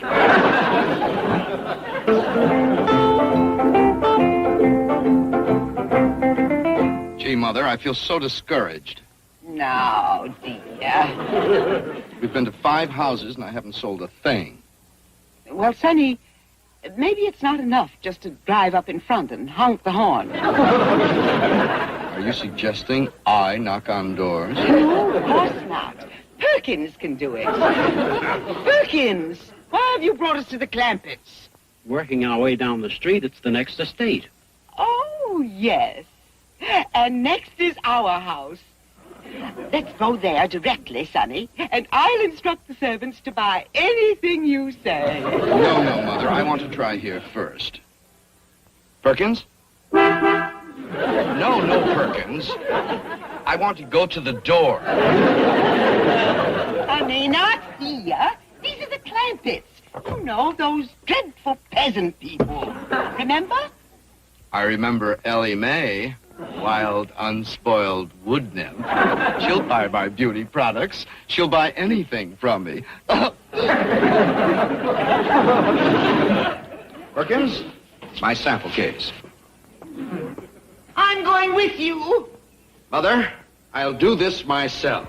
But I'm afraid for my baby. Mother, I'm going to show stepdad that I'm a man. You'll see, Mother. I'll sell Ellie my beauty products. Adorable man calling. Hey, Sonny! Hello, Jethro. How are you? Fine. Is Ellie Mae here? She sure is. Hey, Ellie Mae, Sonny Drysdale's here. Stir your stumps. Hey, is that for Ellie? Yes. I sure hope she likes it. Hi, Sonny. Ellie Mae, you're even more ravishing than I remembered. Thanks. So are you. Yes. Well, Sonny, you got here at last. Hi, Granny. Howdy, Sonny. Good to see you. Mr. Clampett. Hey, Ellie, wait till you see what all's in here. Please. I want to show them to her. You young folks go right in the parlor. Okay. Not you. Come, Ellie Mae. Come see what your adorable man has for you.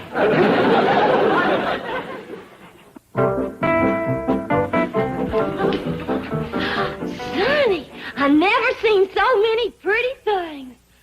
I hope you like each and every item. Let's see, where shall we start? Perfume. This one's called Moonswept Desire. Gee whiz, well, that smells better than vanilla extract. It should. At $50 an ounce. $50 an ounce? Yes, let's try another one. This is more expensive. This is called Midnight Madness. May I put a little behind your ear? Well, I can't smell it that far. You're right. I'll put it behind mine. Do you like it? I sure do. You take a bottle of each? Well, if you want me to have it. I want you to have everything in this treasure trove of beauty. Look what we have here. Bath crystals, dusting powder, hairspray, rinses, beauty, crystals, nail polish, eye makeup, lipstick. You want me to take all these things? I wish you'd take a dozen of each. I don't think I'd ought to do that. Please, Ellie. It will make me very happy. Well, I don't even know what to do with some of these things. Well, I'll show you. Let's start with nail polish. Give me your hand. Granny. Let me go, kid. Sonny just dropped to his knees to propose. But it ain't right to spy. I wasn't spying. What do you call it then? Snooping. Now let me get back to it. Well, howdy, Miss Drysdale. Come in. Thank you. Where's Sonny? He's in the parlor with Ellie. Oh, I was just too nervous to wait outside. It's the first time Sonny's ever tried anything like this. Well, he seems to be catching on real good. I wanted to come in with him and help him, but he wouldn't let me. Well, I should hope he wouldn't. Miss Drysdale, we was real pleased that you was in favor of Sonny taking this step. Oh, I was bitterly opposed at first, but his father insisted that he was old enough. Old enough? If he was any older. Oh! Ellie said yes! She says yes to everything. I'm so... Mother, you promised you'd let me do this myself. Oh, my baby, don't be angry. I am not your baby. I'm a man. Just for this, I'm not going to eat my vegetables. What's the matter, Sonny? Ellie, I'm too upset to talk about it now. I'll be back tonight with the rest of the things. And then we can talk about the money then. Mother, why didn't you stay outside like you promised? Now you've spoiled everything. Don't go. Mother's sorry. She just won't untie them apron strings, will she? Well, don't worry. When Sonny marries Ellie, we'll fix that. When's the wedding, darling? Well, he didn't say nothing about getting married. Well, what was he doing in there on his knees? Oh, painting my fingernail. Doing what? Oh, I'm supposed to pick out my favorite color. Well, when's he gonna propose? Oh, tonight, I reckon.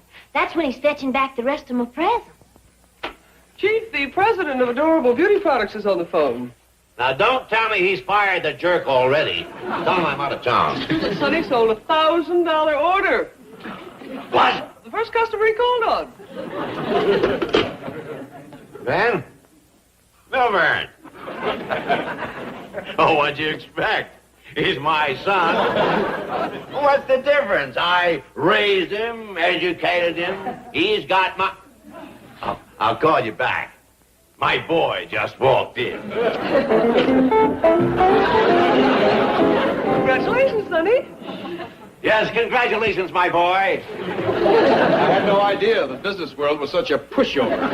Now let's talk about that vice presidency. Yeah. Well, the ability to sell is a valuable commodity in any business, and you've certainly proven that. Stepdad?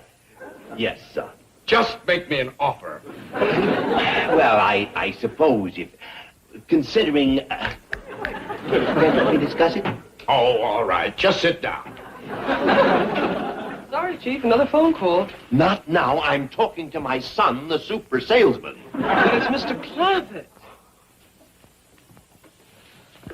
I'll be brief, son. Hello, Mr. Clampett. Mr. Drysdale, I've been trying to get a hold of Sonny, but you can tell him for me not to bring Ellie all them gifts he promised her. Gifts? Yeah, she was just telling me. Perfumes and all kind of beauty stuff. According to her, it'd come to pretty near $1,000. I see. Oh, I know he plans to ask her to marry him tonight, but even so, it's too much. Thank you, Mr. Clampett.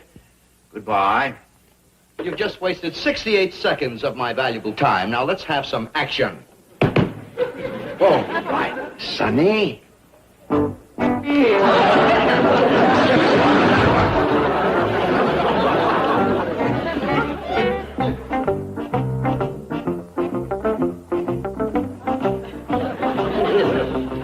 two sit down. He ain't doing nothing but stirring up a breeze. What's Sonny doing in there all this time? You sure he's fixing to pop the question? He knows it's pop or get popped.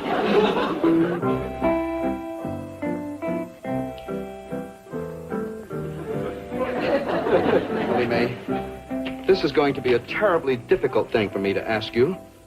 It's like penning up a wild deer, or capturing a beautiful butterfly, or caging a soaring bird. Are you sure you want to do all that to me? What do you mean, Sonny? Oh, never mind. What must be, must be. Ellie Mae, will you marry me? No, thank you. What was that? No, thank you. You're a real nice fellow, Sonny, and